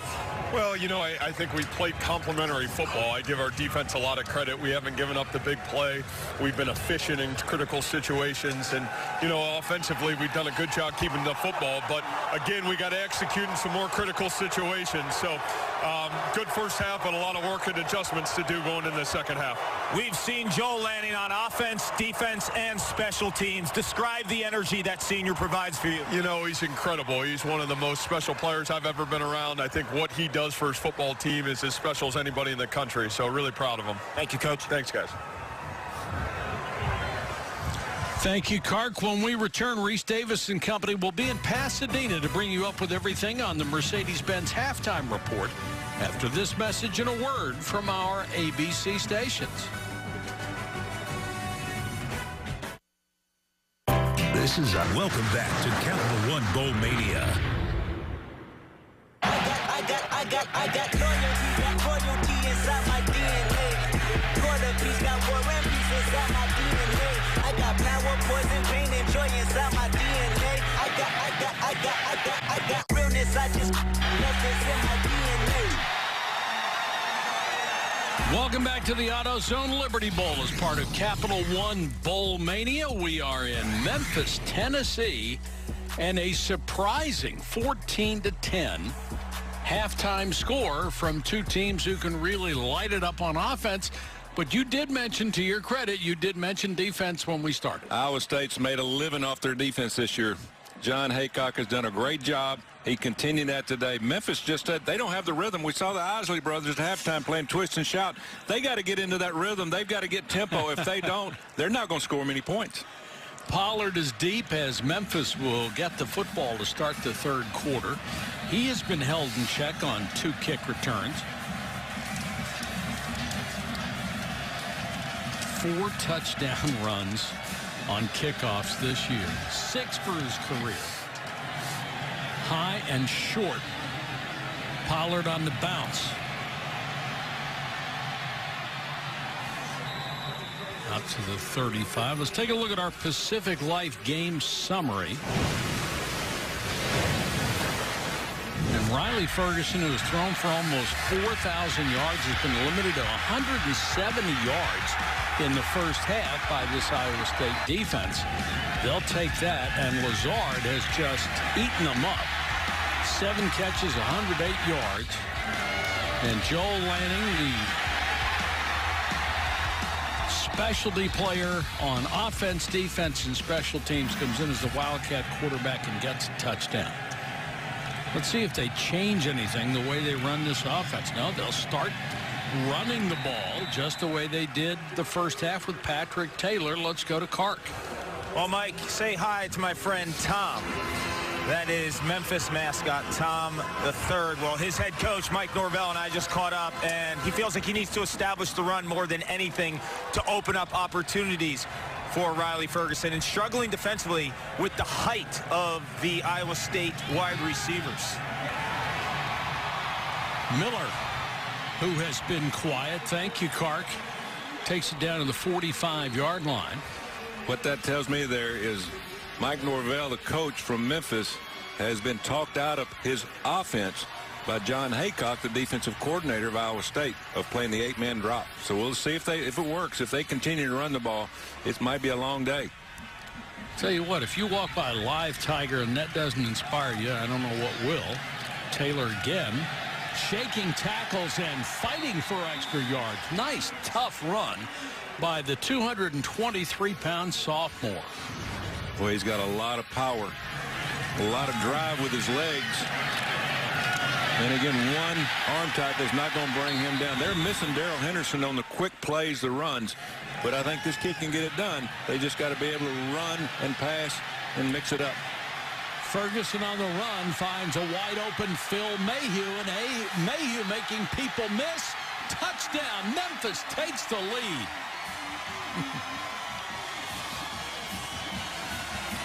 We talked about that before the game. These guys sometimes start slow, and then the second half, they just open it up and blow people out. Well, they're off to a good start here. Good, easy throw, making a play, but again, making people miss in the secondary. Watch, outside the pocket, easy throw. Phil Mayhew makes the catch. Untouched. Against the grain and just untouched. You mentioned before they were explosive in the second half, at least could be, and they were explosive on that drive. And they come out and take the lead against Iowa State.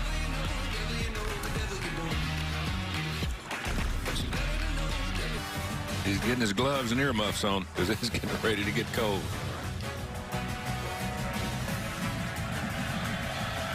Landon Akers is deep to receive. Backs all the way up to the 2. Thought he was in the end zone and hesitated. Never seen that. No. When he backed up, I think he lost track of where he was. Let's take a look at the Bowl Challenge Cup, brought to you by Progressive, and the Big Ten leading the way undefeated through 5 games. In the Southeastern Conference, 0-3. Big 12, 4-2. And the American has always done well in these matchups. And Pac-12 is really struggling.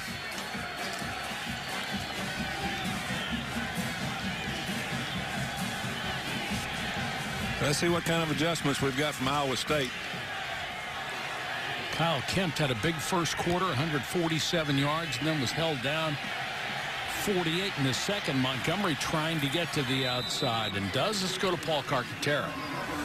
Well, Mike, I mentioned earlier I caught up with Mike Norvell. He's concerned about the height on the outside for Iowa State. His corners, Tito Window, 5'9". Terrell Carter, 5'11", going against Alan Lazard, 6'5", and Akeem Butler, 6'6". There's a lot of jump ball opportunities for this Iowa State offense in the second half.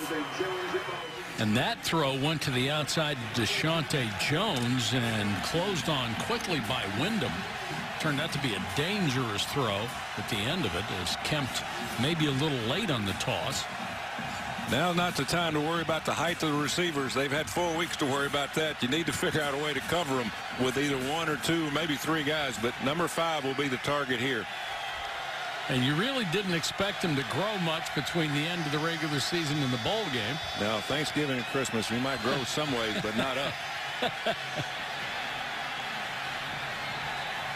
That was fluttering down to Hakeem Butler, throwing it into the wind. Lost its spiral and never even got close. That's a good series for Memphis's defense. Good pressure. Got a big play on first down, but you know, when you get to 2nd and 1, 2nd and 2, you've got to make sure that you get that 1 first down to keep your offense on the field. But you can see the win there. But that wasn't a good series for Iowa State or Kyle Kempt. Tom Manning, the offensive coordinator, talking to Kyle Kempt. Williams is deep. Should have good field position, but a good bounce for Iowa State will take it down around the 40. Monday, New Year's Day, catch the college football playoff semifinals on ESPN. Number 3, Georgia. Number 2, Oklahoma will kick things off in the Rose Bowl game, presented by Northwestern Mutual at 5 Eastern, 2 Pacific. Then it's number 4, Alabama. Number 1, Clemson in a rematch, this time in the All-State Sugar Bowl. Both games also streaming live on ESPN. And if you're a college football fan, this is the matchup that you want to see. Can a Baker Mayfield against a great Georgia defense really get the job done? Run the ball for Georgia, force Mayfield out of the pocket, cover people on half the field. Oklahoma play tempo offense. They've got to do a lot of things, I think, against Georgia's defense to make a dent in the scoreboard. Memphis determined to run with Patrick Taylor. I think this is going to be a very crucial series, not just for Memphis's offense to get some consistency, but for Iowa State to come up with a key to stop, you know, the bleeding after that first 4-play drive and giving up 7 points. Ferguson out of Matthews, North Carolina. Pressure coming here. He steps up and throws sideline complete to Miller. Miller, who owns every single receiving record in Memphis football history, a consensus All-American this year. Zone blitz, bringing 4 guys off the corner. They just give up the outside deep zone. Had somebody behind him, but good job of Riley figuring out that combination, getting the ball deep down the field. All the way to the Iowa State 30, handoff, and kaboom. Willie Harvey wasn't having any of it. He was in the backfield in a heartbeat. Good call by John Haycock right here, just bringing an extra guy. And more for the passing game, but he just, look what I found. I found a running back with the ball. And, again, good call, slanting into the boundary, which is normally not what you do. Spotted back at the 33, so it's 2nd and 13. Ferguson over the middle, threw it up for grabs. That one was nearly picked by Brian Peavy, who is going to be a little slow getting up. Peavy went down earlier in the ball game and slow to get up. And they're already missing Cotton, Moya, and Edwards in the backfield. A la zone defense. That's what they lived off all year long. And that was incoming. Yeah. Reggie Wilkerson, his own man, hit him. Yeah. So this would be their 3rd starter off the field.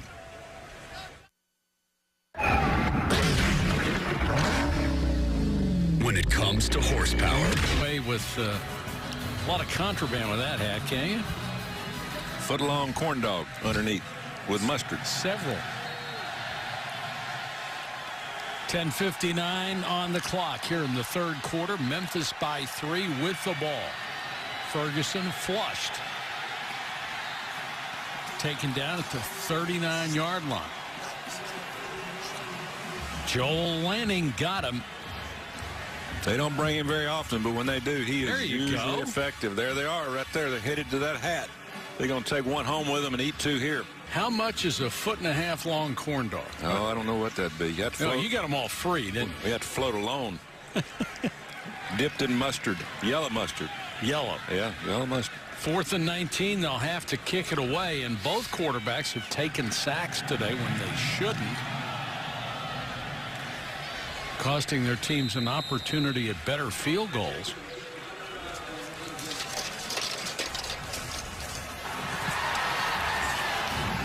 Allstate is proud to be part of the team that comes together to do good by contributing to participating universities' general scholarship funds. For each field goal and extra point kick to date, Allstate has contributed millions in scholarship funds. Now, that was an interesting hang punt there. Almost got it blocked. I mean, almost. I don't think the punter saw him coming. That could have been a disaster. Great pressure from the outside. So Iowa State starts in a hole at its own 15.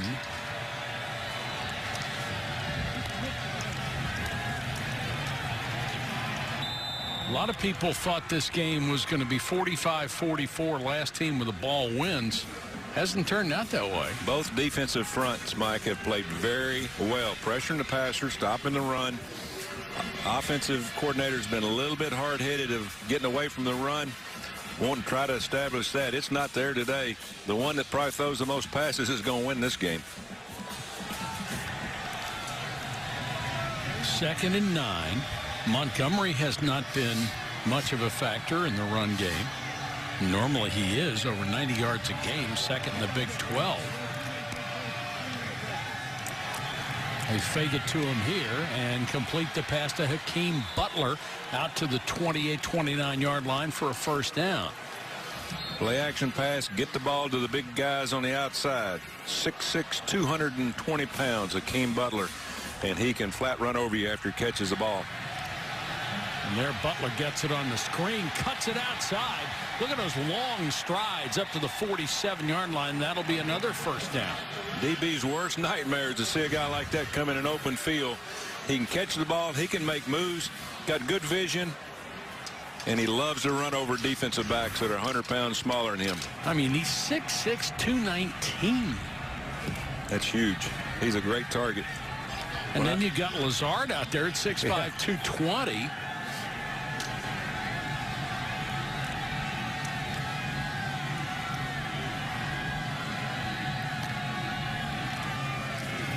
Montgomery on a little cross-buck action. And let's go to Clark. Well, you saw the two huge catches by Hakeem Butler, and an amazing story. A Baltimore, Maryland native. His mother passed from cancer in 2012, so he moved to his mother's cousin's house in Texas. Aaron Harrison and his two boys, you probably remember the names, Aaron Harrison Jr. and Andrew Harrison, were stars on that Kentucky basketball team for Coach Calipari a few years back, and the family embraced him, played some high school football in Texas, and he is a star in the making, gentlemen. Boy, isn't he ever. Kempt rifles that one complete inside the 40 to Marchie Murdoch, who's been pretty quiet. We've seen him a couple of times during the regular season when he was a big factor in the passing game. Another guy's big, 6'1", 205. And that throw goes off the fingertips of Lazard, and Kempt was trying to throw that ball away from trouble because Tito Wyndham was closing in a hurry. Had him in man coverage. That'd have been a good time to throw a fade route because the outside the corners look a little bit tired. They've had to play a lot of man, and really when they're playing zone there in man, when they're in 3 deep, they've still got to cover the guy deep, and they've done a lot of running in this game so far.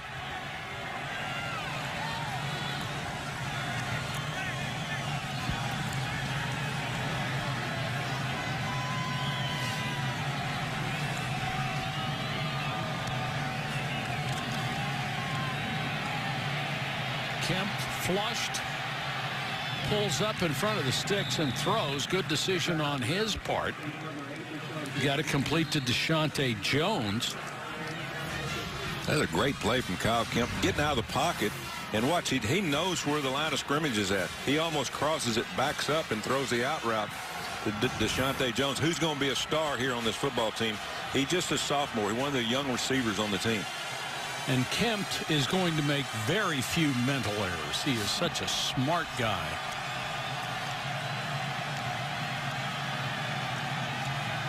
Looks like it's going to be an RPO right here. Looking at the outside 3 receivers. Got a mismatch. They're at the bottom of the screen.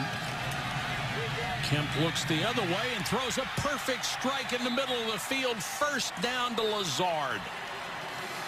They got 3-on-1 to the field. They saw 1-on-1 coverage into the boundary, and Lazard just runs a quick slant, and there's no way these corners at Memphis can cover this guy.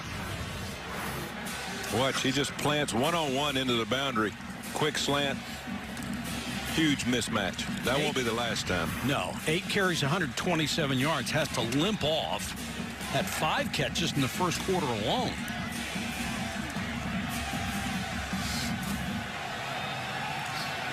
First down spotted at the 12. Montgomery. Little hesitation move, gets to the 10. Let's go back a play and look at this 3-on-1 to the field, but that leaves him 1-on-1 with a cornerback. They changed the play. They were going to the field, and they went 1-on-1 to Lazard. That's just a mismatch right there. Good throw by Kyle Kempt on the quick slant. And it looks like he wants to get that ankle retaped.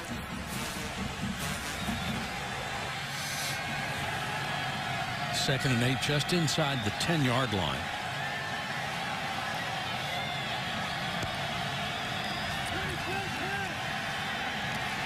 Kempt has it picked. Intercepted by Curtis Akins, the linebacker. There is a flag down. Could have a couple of fouls on this play. He just threw into coverage. He knows right now he should have never thrown that ball. They went from man and dropped into zone. As soon as we say he's not going to make any mental mistakes, he makes one. They dropped 8, all right on the line of the goal line. And that's how you teach them. You know, you play that zone, play it tight on the goal line, and force him into that bad throw. During the return, there are 2 fouls on the play. Illegal block in the back receiving team. That penalty is declined. Personal foul. Roughing the passer. Defense. Number 6. After this is going to go. Automatic. First down. Oh, how about that? How about that? That is a tough one. Called on Jannard Avery. So instead of an interception, it is 1st and goal. Yeah, watch the rush here. Just set in the pocket. Ball's away. I don't know about that one. Not much, is it? No, not much there yet.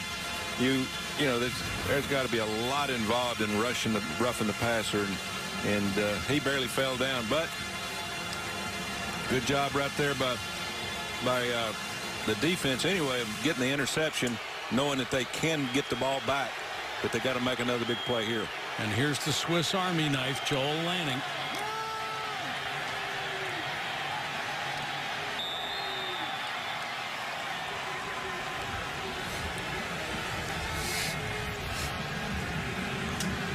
As a quarterback, he's thrown for over 2,500 yards with 20 touchdowns, but he's much more effective as a runner. I'd rather have David Montgomery playing Wildcat than him. I really would in a game like this. You know, he's bigger and he knows where to find it at. But not a bad idea. But David Montgomery doesn't give you the pass option. I guess that's why they use him back there. Well, Montgomery was a quarterback in high school, That's right. but he was a running quarterback.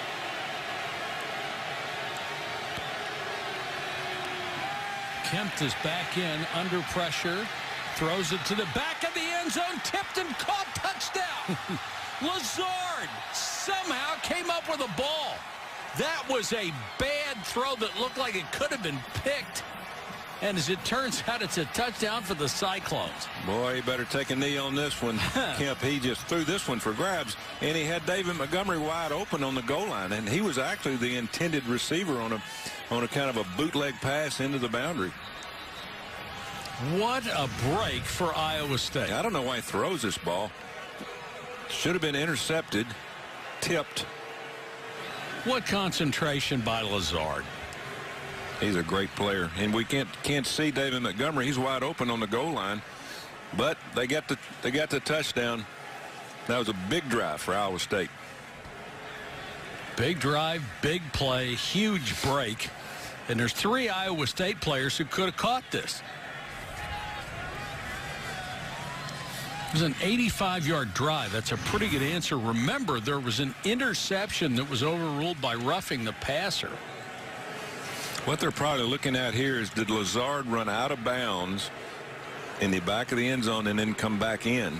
Can't be the first to touch it, right? Yeah, you can't be the first guy to touch the ball. But he wasn't. It was tipped. Well, that's a good point.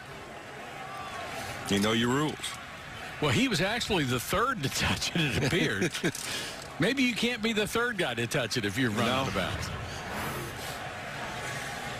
Watch, 2 guys hit it here. At least one. One. Yeah. I think they should look at this. Because this is a huge game changer here. This is a good job of the officiating crew. ACC group that done a good job today. We've seen a couple of bowl games where some officiating crews have struggled a little bit, because when you change conferences, when you change conferences and go to another league, hard. It's hard to do that. Different type of ball. He's in. Yeah. But I'm sure they're looking at what happened before that. But as you said, the ball was tipped. At the review, ruling on the field stands. Touchdown. A few people agree with us here. Well, about half of them. Yeah. The other half don't like the call. But that puts Iowa State back on top.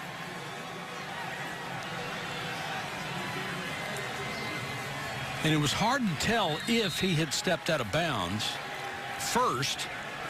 And it came back. But because the ball was tipped, it wouldn't have mattered. That was an impressive drive, though. Iowa State needed that. They needed that drive. And the extra point will put them up by 4. 21-17 at the AutoZone Liberty Bowl. Iowa State gets a break here on a pass that Kemp just threw up and hoped.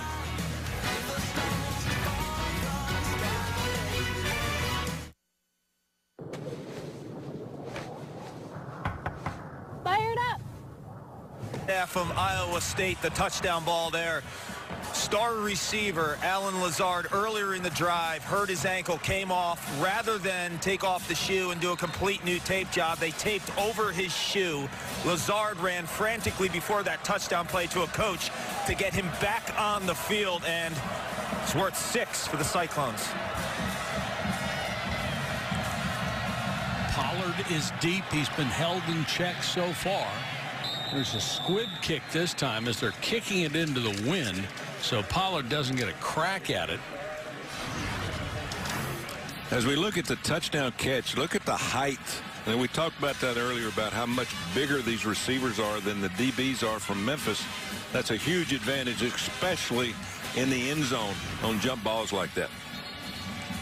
6'5". In this day and age, when you've got a guy who's 6'2", you don't make him a defensive back, you make him a wide receiver. That's what's happened with all these spread offenses. That they play all these 7-on-7 leagues all across the country now. Exactly. And nobody wants to play DB. They want to play receiver. And so you have to really hunt to find bigger DBs.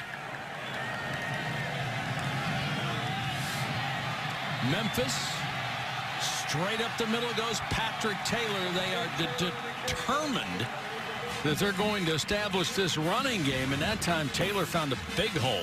Big hole. That's the biggest hole all day, and Marcel Spears just gets kicked out of the hole. He's got to come underneath that block.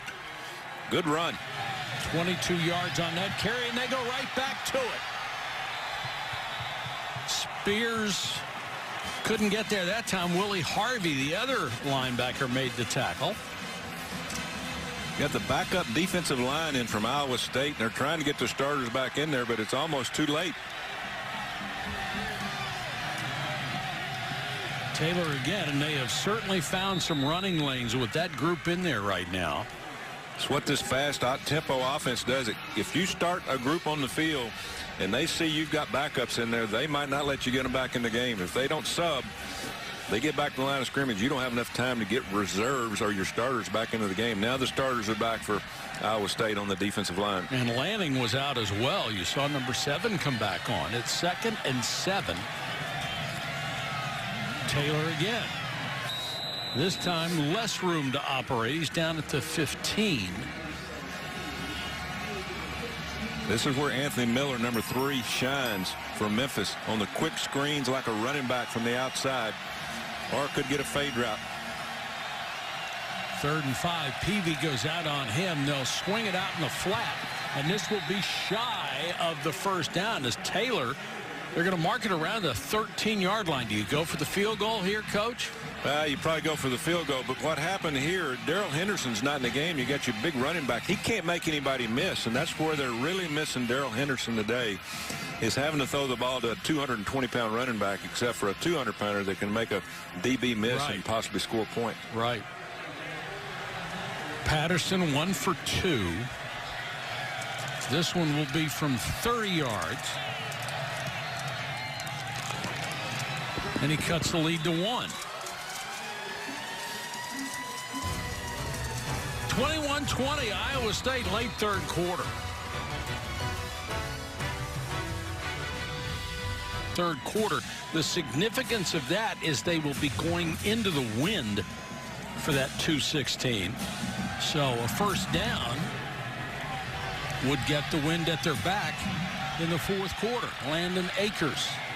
There's a seam up the middle, runs into his own man, gets out to the 30-yard line. Alan Lazard, as he almost always does, a big game. Great body control.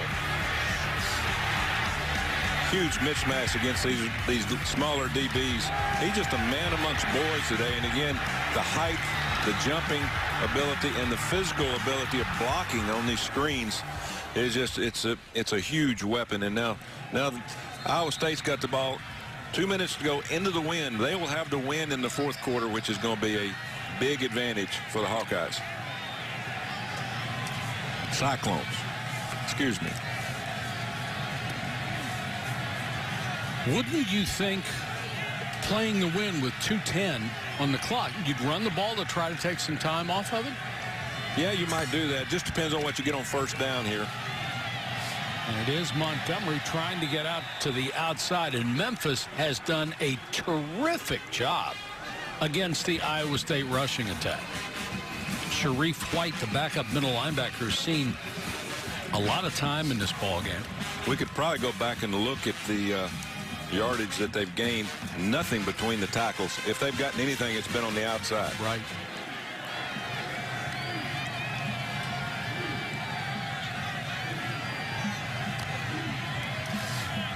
Kemp's going to hand it off again, and again Montgomery nowhere to go, but he cuts it back looking for a block. Another block in Montgomery to the 45-46 line. What an individual effort to pick up 16 yards. And this will take him to the fourth quarter if they run it again. Big-time players make big-time plays. Nothing there. Reverse field. See that many times, cutting back against the grain on a defense that's got a lot of speed. And that's what Memphis has on. They don't have a lot of size. They have a lot of quickness and speed.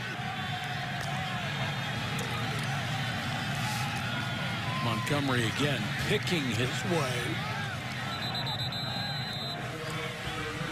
Of course, Montgomery has made people miss for his entire career. 104 is what were charted this year from Pro Football Focus.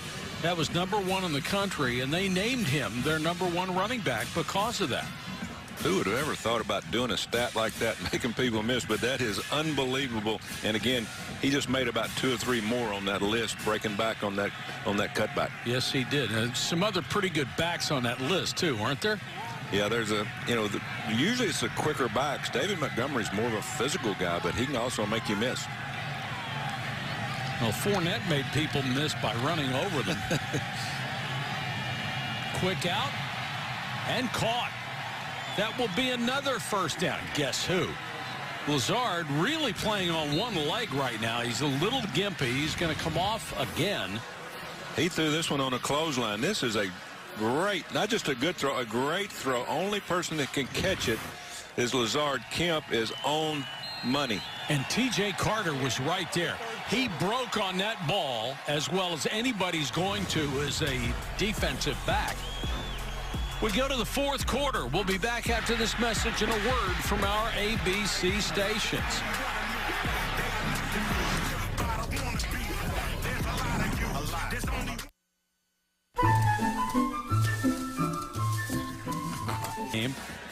Alan Lazard with 10 catches, 142 yards. That ties the record.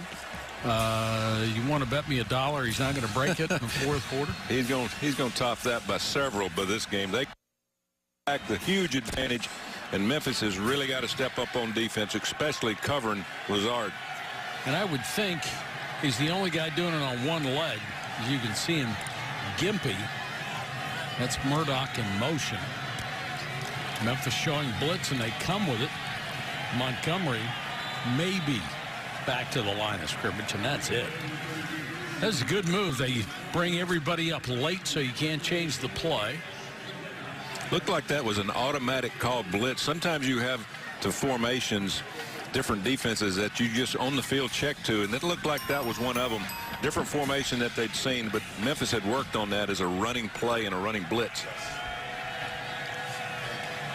Montgomery really has only had the one big rush where he reversed field.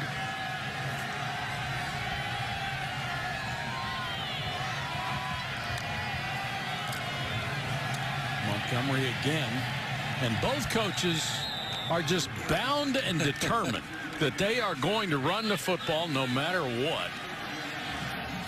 Then they've got some great mismatches up on the outside. They've made some plays, but I tell you, I really like Tom Manning's game plan from Iowa State, though. They've kind of teased Memphis a little bit on the outside of throwing the ball, but trying to consistently run it. I think they're a little bit overwhelmed, too, about how good defense Memphis is playing against the run. But Tom Manning's got a very good game plan so far. 3rd and 8. The big edge right now is the wind, and they're going with it. A lot of pressure coming on Kempton. He is buried. Quarterbacks have steadfastly refused to throw the ball away today when they should. That was a good job that time of Austin Hall, number 25, not showing the blitz. You can see the cross. They're actually bringing the overload to the field. They don't have enough people to block him. Kemp's got to get rid of the ball. Just throw it in the ground. Get rid of the ball. Don't take that sack. He's lucky he held on to that one, too. He was smacked.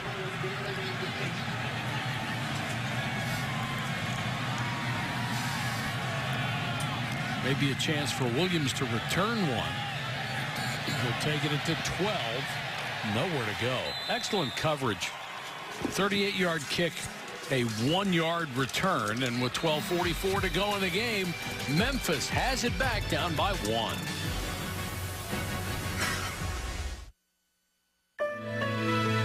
Some moments can change everything. You can't always predict them, but you can game plan for them. For 150 years, generations of families have chosen Pacific Life for retirement and life insurance solutions to help them reach their goals. Being ready for wherever life leads. 20 Iowa State in the fourth quarter. Lazard has tied a AutoZone Liberty Bowl record with his 10 catches today. Seen a lot of defense, and Ferguson has been limited 254 yards. Loose ball knocked out of bounds as they try the fly sweep. Anthony Miller's down on the sideline. Officials timeout for injury. He dribbled that thing across the formation. Just a quick speed sweep. They've got to get the ball in his hands more and more. He's not touched it enough today. 4 for 55 yards in reception, but that's just a bad timing, bad handoff. Not a good start to this drive, and hopefully there's not much wrong with Anthony. And Brian Peavy just unloaded on him at the end of the play, got a free shot and took it.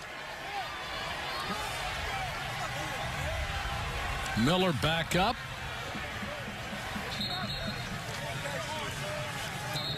That's good. Good to see him moving around. Anthony Miller's playing in the Senior Bowl, made All-American. He's going to have a good career in front of him. Yes, he will. Good to see him get up off the ground. He wasn't recruited out of high school because he ran between a 4.6 and a 4.7 40, but his quickness makes up for any lack of pure straight line speed. Montgomery under pressure, or Ferguson under pressure, excuse me, throws sideline, and that's incomplete. Peavy with good coverage out there on Mayhew. John, remember, Peavy was the guy who made that huge exception of Kenny Hill against TCU. John Haycock, the coordinator. Iowa State dialed up a 4-man rush at that time and got the inside guys free. Ray Lima, who's really played well for him this year. Tremendous pressure from the inside. Third down. There's the screen that we've been looking for the entire game, and Iowa State defensed it perfectly. If you're getting ready for a bowl game, coach, and you look at tape and you see another team is great at something, you work on that, don't you? Oh, you really do. And again, you know who they're going to throw the ball to. It hadn't been a secret all year. They've tried to get the ball to Anthony Miller on that real quick fly screen in the backfield. And again, Iowa State, they don't play a lot of man coverage, so that really doesn't bother them that much. They've got guys waiting on him to come across the field. So they'll have to kick it away into the wind. And good field position for Iowa State. Lazard makes the fair catch at the 45. The punt into the wind, only 31 yards. Later today, Capital One Bowl Mania rolls on. 2 more games on ESPN. At 4 Eastern, the PlayStation Fiesta Bowl, as number 11 Washington will go against number 9 Penn State and Saquon Barkley. Then at 8, number 10 Miami will be at home to take on number 6 Wisconsin in the Capital One Orange Bowl. Both games also available on ESPN Deportes and the ESPN app. These guys are really good. Gaskin and Barkley. I thought Barkley, outside of quarterbacks, was the best player in the country this year. Then he got hurt about midway of the season. That usually happens to running backs. It's a really tough sport. They just take a beating. That's an unusual play. A keeper for Kyle Kempt. Didn't look like a very good handoff. Assuming they just didn't miss the handoff altogether. Yeah. This is a huge drive for both teams. Memphis has got to play deep. They got to keep them to at least 3 points here, but They got the wind at their back for Iowa State. 20 more yards, they've got a chance for a field goal. And this has become a game of field position with that wind being the factor. Blitz coming, and Kemp just drilled. Big play. Jannard Avery, the all-conference performer, comes off the corner, gets his second sack, which gives him 8.5 for the season. Chris Ball bringing the heat from the outside. Jannard Avery unblocked. The back has got to get over there to block him. They had the protection there. He just doesn't seem quick enough.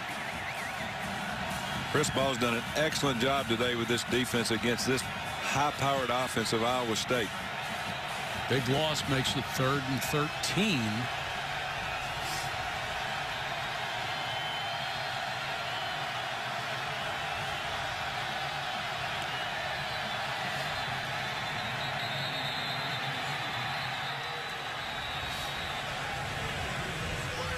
On the snap, delay game, offense, 5-yard penalty, 3rd down. An unusual mental mistake against Iowa State. Yeah, that's got to come from the sideline too. You start your drive around the plus 45 going in, and now you're back to the other 45-yard line, 46. Just not very good execution of getting the ball down the field. Again, I think they've got to take the ball more outside. Quit worrying about the running game. Try to win this game with your big receivers on the outside. See if they go with something safe like a screen or a draw on 3rd and 18.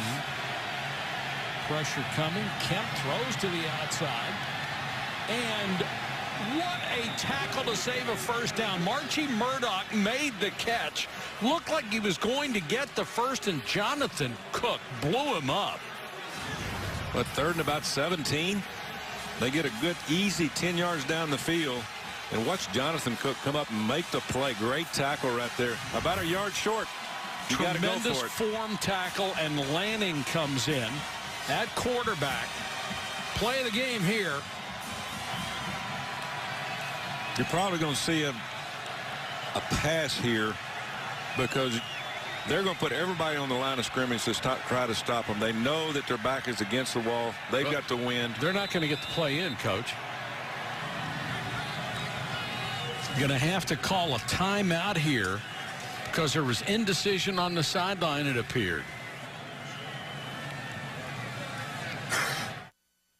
At AutoZone, we test batteries, starters, and alternators for free. I got a bad battery or alternator. I'm not really sure. Hey, well, luckily we test all that for free. Do you need an extra helper? This one's free, right here. Let's get you what you need.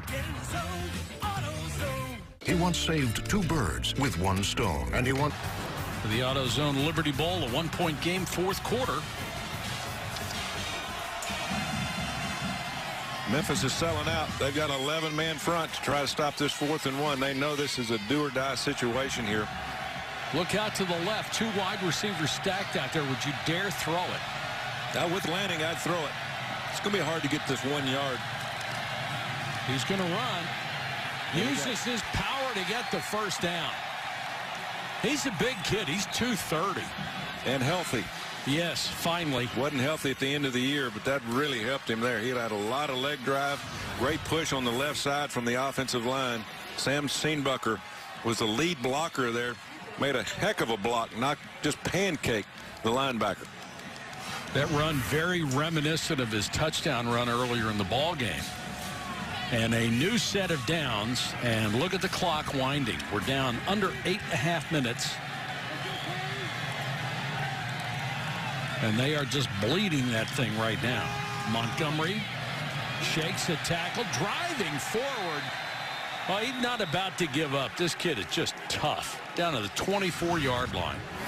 He's a difference maker on short yardage, and when you want and need to run the ball, arm tackles are not going to bring him down. He broke 5-6 tackles on that 1 carry. They're just running through linebackers. Iowa State's trying to shorten the game now. They're not going to go fast. They're going to run the clock. 1-point lead, try to get a touchdown and put them up by 8. They have almost doubled Memphis right now in time of possession.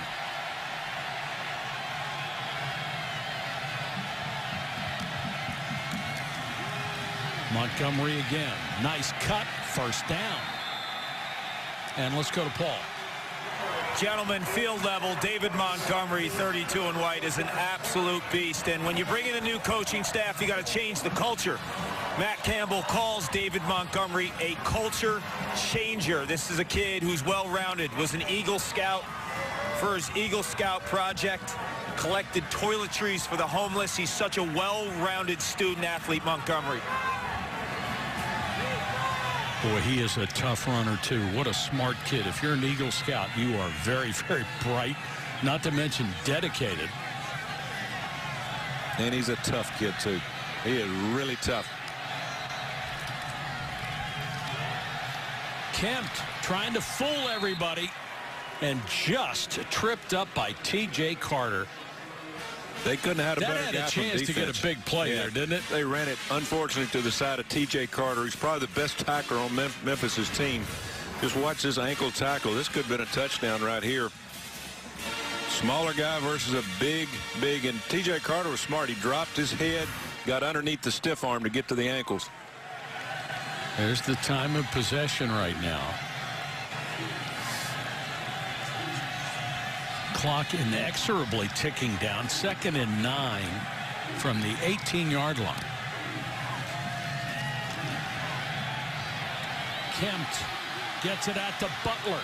Trying for the first down marker. He got it and more. Butler dives for the goal line. No signal now. They'll mark him out at the 2. Well, that's what you call cover none on Butler. They had nobody on him. I don't know what the safety was doing. He was way deep in the end zone. He was 15 yards off. He was 15 yards off. Broke 2 tackles. Looked like he did step out about the 2-yard line. They might take a look at this. That was pretty close. 1st and goal.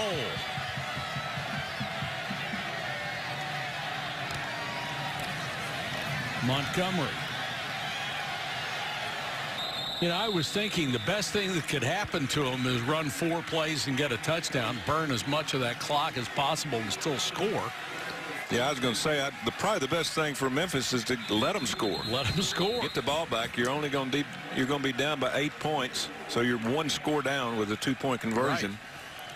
Now, I've seen that before. I've seen a defense just literally open up and let them in. Coached a lot of years, and there was times I thought about it. You know, that is hard to do. Hard to do. Well, you actually work especially when you're a defensive coach. Yeah, you work on it in practice. You have a hand signal to the players of, hey, let them score.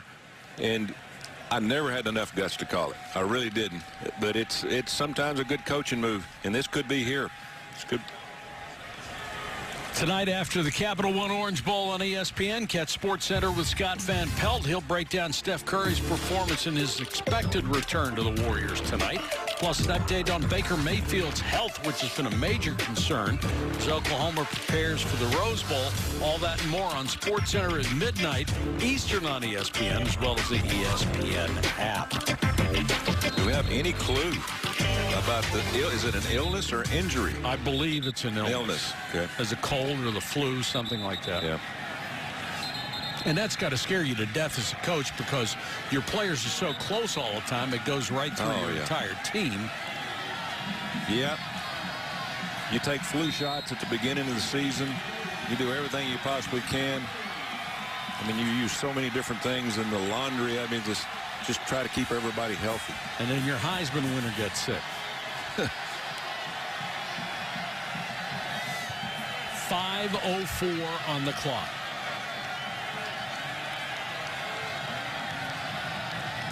Iowa State really good at milking the clock. Montgomery. I don't think he got in. They'll mark him about 2 lengths of the football short. This will be a huge goal line. Look at the penetration from the left side. Good contact right there. Yeah, he's about a foot short. He's protecting the football. That's one thing I like about Montgomery. He could have taken that ball and tried to stick it over the goal line, but I've seen so many bad things happen when they do that. He's a smart running back. Understand that any points are better than none. Memphis has all of its timeouts. They got to go wide sooner or later. Montgomery again, dives, touchdown. The ball came out, but I believe he had crossed the plane. Let's check. What a call this would be. Controversy. You got to have controversy in a bowl game. Yes, you do. You always have to have that. The Tigers are saying they got it. The ball carrier fumbled the ball prior to crossing the goal line. Holy cow. Recovered in the end zone. Touchdown. We will obviously take a look at this one. And we just talked about protect the football. He did such a great job to play before that. In honor of Dick Enberg, oh my. Here we get a good look. It's not a great handoff to start with. Protect's got the ball outside of his hands. I think he might be over. We'll see. If it is a fumble, it would be their first lost fumble. The first lost fumble of the year. No team has ever gone an entire season without losing a fumble. I thought at first glance he was across. This is not going to be a fumble. This is going to be a touchdown. I think it has to. Yeah. The only problem is he didn't get a real clean handoff. You see the ball was on his left shoulder. Did he get it back in time? And was he bobbling as he's bringing it back to his stomach to protect the ball?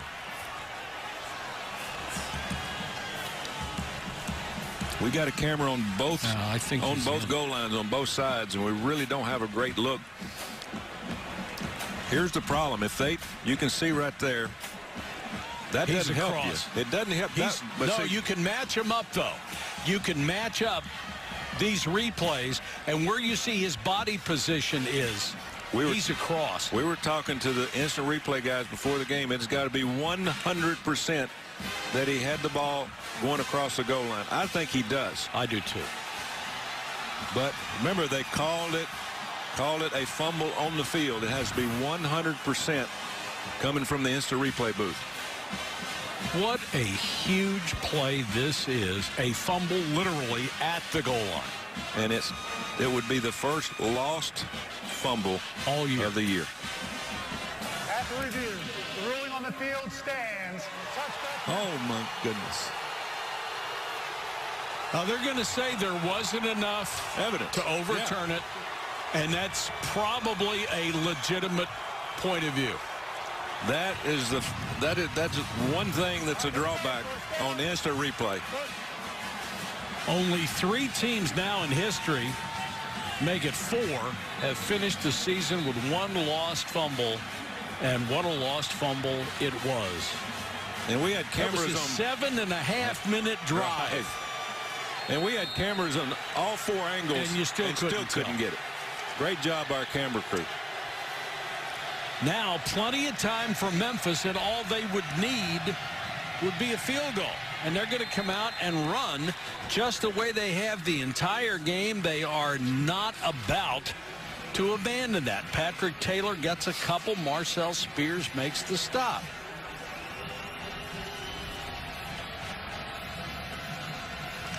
Got to get the ball to Anthony Miller, number 3, some way.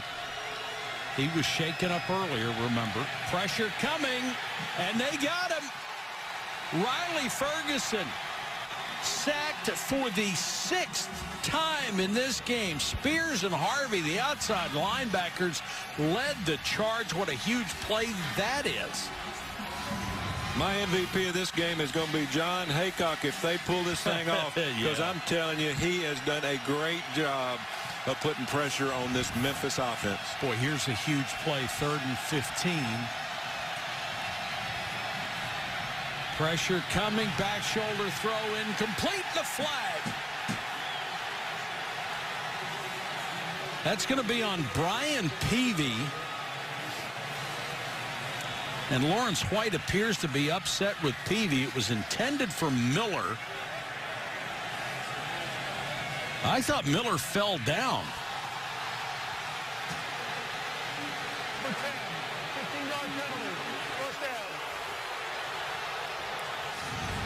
Well, let's take a look at it. Here he's trying to shake off man coverage. Peavy's head on him. Well, he's got his hands on him. Good job of acting right there, acting like you pulled him down. Oh, man. The official behind the hold called that. He could not see that part of it. So Miller comes off the field. Holy cow. What a lot of action on this last 5 minutes.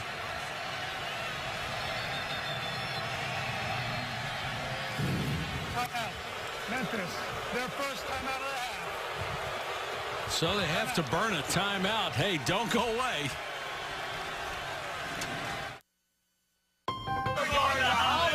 This is American Idol on ABC. Zubin Mehenti in our college football studios. Great Tax Slayer Bowl. Going down to the final seconds on ESPN. Lamar Jackson picked by Mark McLaurin. Keaton Thompson's giving him 3 rushing touchdowns, 12 ticks to go. Great finish there. And with you guys.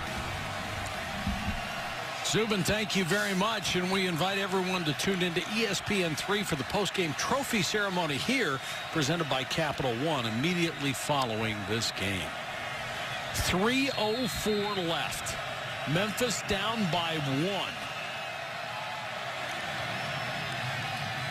The fake to Taylor, the throw over the middle, out to the 46-yard line to Sean Dykes, who makes his first catch of the entire ball game. He has been absent the entire game. A small tight end that they use on a lot on play action. Good fake opened it up. Here comes pressure. Ferguson trying to stay alive and then got rid of it. Did a great job of just getting away from a 10-yard loss. Boy, didn't he Iowa State was coming after him. What a great pass rush. It's just unfortunate. This kid is very athletic when he gets to the outside. Going to his left's almost impossible to throw this ball for a completion. But just getting it back to the line of scrimmage, making it 2nd and 10, it was a miracle. Heck of a job.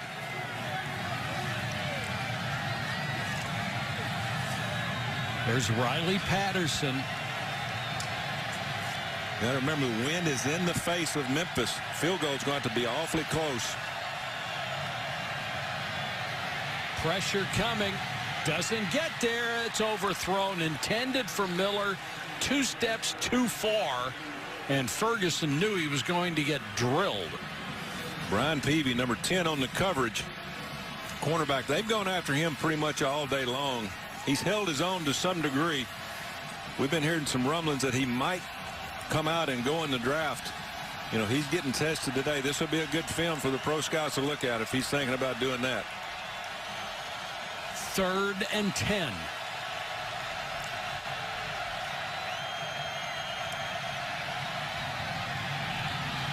Too high and incomplete. This time Peavy was all over his man. He was covering Mayhew. You pretty much have to go for this. You're not going to get the ball back. But it's long yardage, and you're punting the ball into the wind. Sure is. Well, you've got 2 timeouts left and 2:32. At least theoretically, you can punt it away and get it back. You're going to get zone defense. It's going to be hard to get a 10-yard throw into a window. Riley Ferguson's going to have to pull off a miracle here because you know exactly what's going to happen. John Haycock has been on the roll, done a good job. Let's see if they pressure. No, they're playing zone. Back shoulder throw, and that one is caught for a first down. DeMonte Coxey. Oh, my goodness. What a throw and what a catch. And again, they've gone to the same side every time. Brian Peavy is getting a workout. Don't let him outside release. You've got help on the inside. He had inside help. He lets him get outside, get to the boundary. Good back shoulder throw. He's playing that trail technique to when the receiver's hands goes up, his hand goes in between them. Couldn't knock the ball away that time. And that one badly overthrown, intended for Pollard. All-State Nets is proud to be a part of the team that comes together to do good by contributing to participating universities' general scholarship funds for each field goal and extra point kicked. To date, All-State has contributed millions in scholarship funds. Memphis has been great, absolutely great this year on screen passes, and we have seen maybe 1 or 2 all day long. This would be a great time to run one. 3rd down, 10, probably going to get a little bit of pressure, probably a 4-man rush. Now they're bringing 6. They sure did. They got to him, but he got away, makes the throw.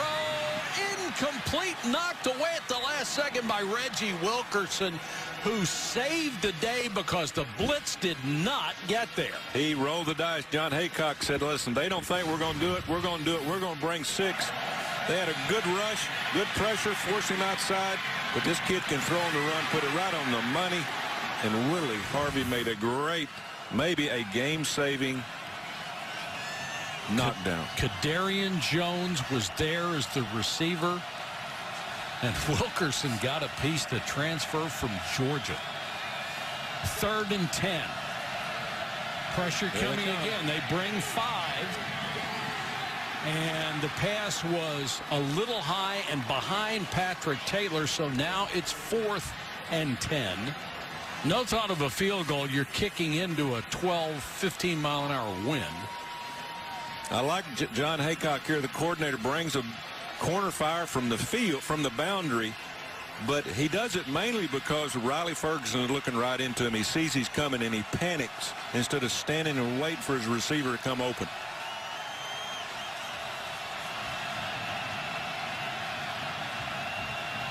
They show blitz and they come with it.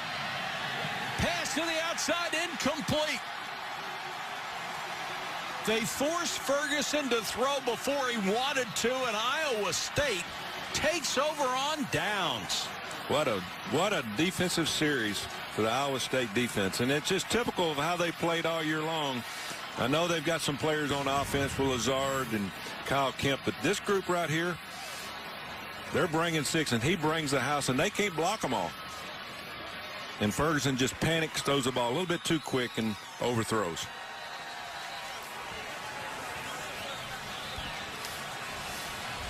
We've done 3 games of Iowa State this year, and we have not seen an all-out blitz like they just ran for the game-winning 4th and 10 call against Memphis. Well, we both like John Haycock. This is not his first barbecue. No.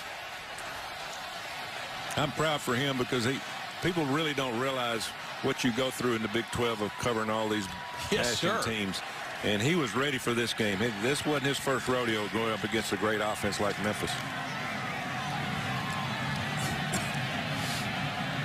And we've got Joel Lanning in at quarterback. And he's going to try to get as much yardage he can and force Memphis to use its time. Bowl is part of Capital One Bowl Mania. What a ball game this has been. 1:46 left. Iowa State is up by 1. Elvis is in the building. It's a 1-point margin with 2nd and 7. And Memphis with only 1 timeout left. Joel Lanning, the senior middle linebacker, the former quarterback, at quarterback. And Lanning goes up the middle, 1st down. And boy, was he holding on to that football. He knew where the sticks were and then put the other arm around it and said, I'm not losing this, baby. Protected the ball. Drove for the 1st down. How fitting for the Iron Man to make that 1st down to pretty much put this ball game away.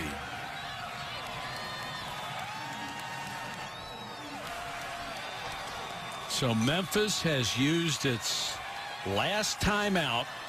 There's 1:35 to go. And now for our Capital One player of the game. Who do you think? Yep, Allen Lazard.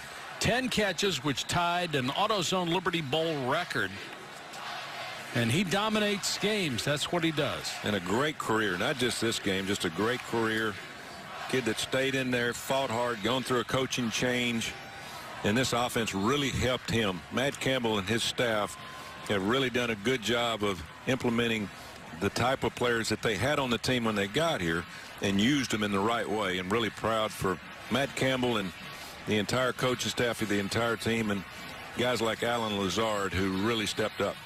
You know, it was interesting when we talked to Matt Campbell earlier in the week.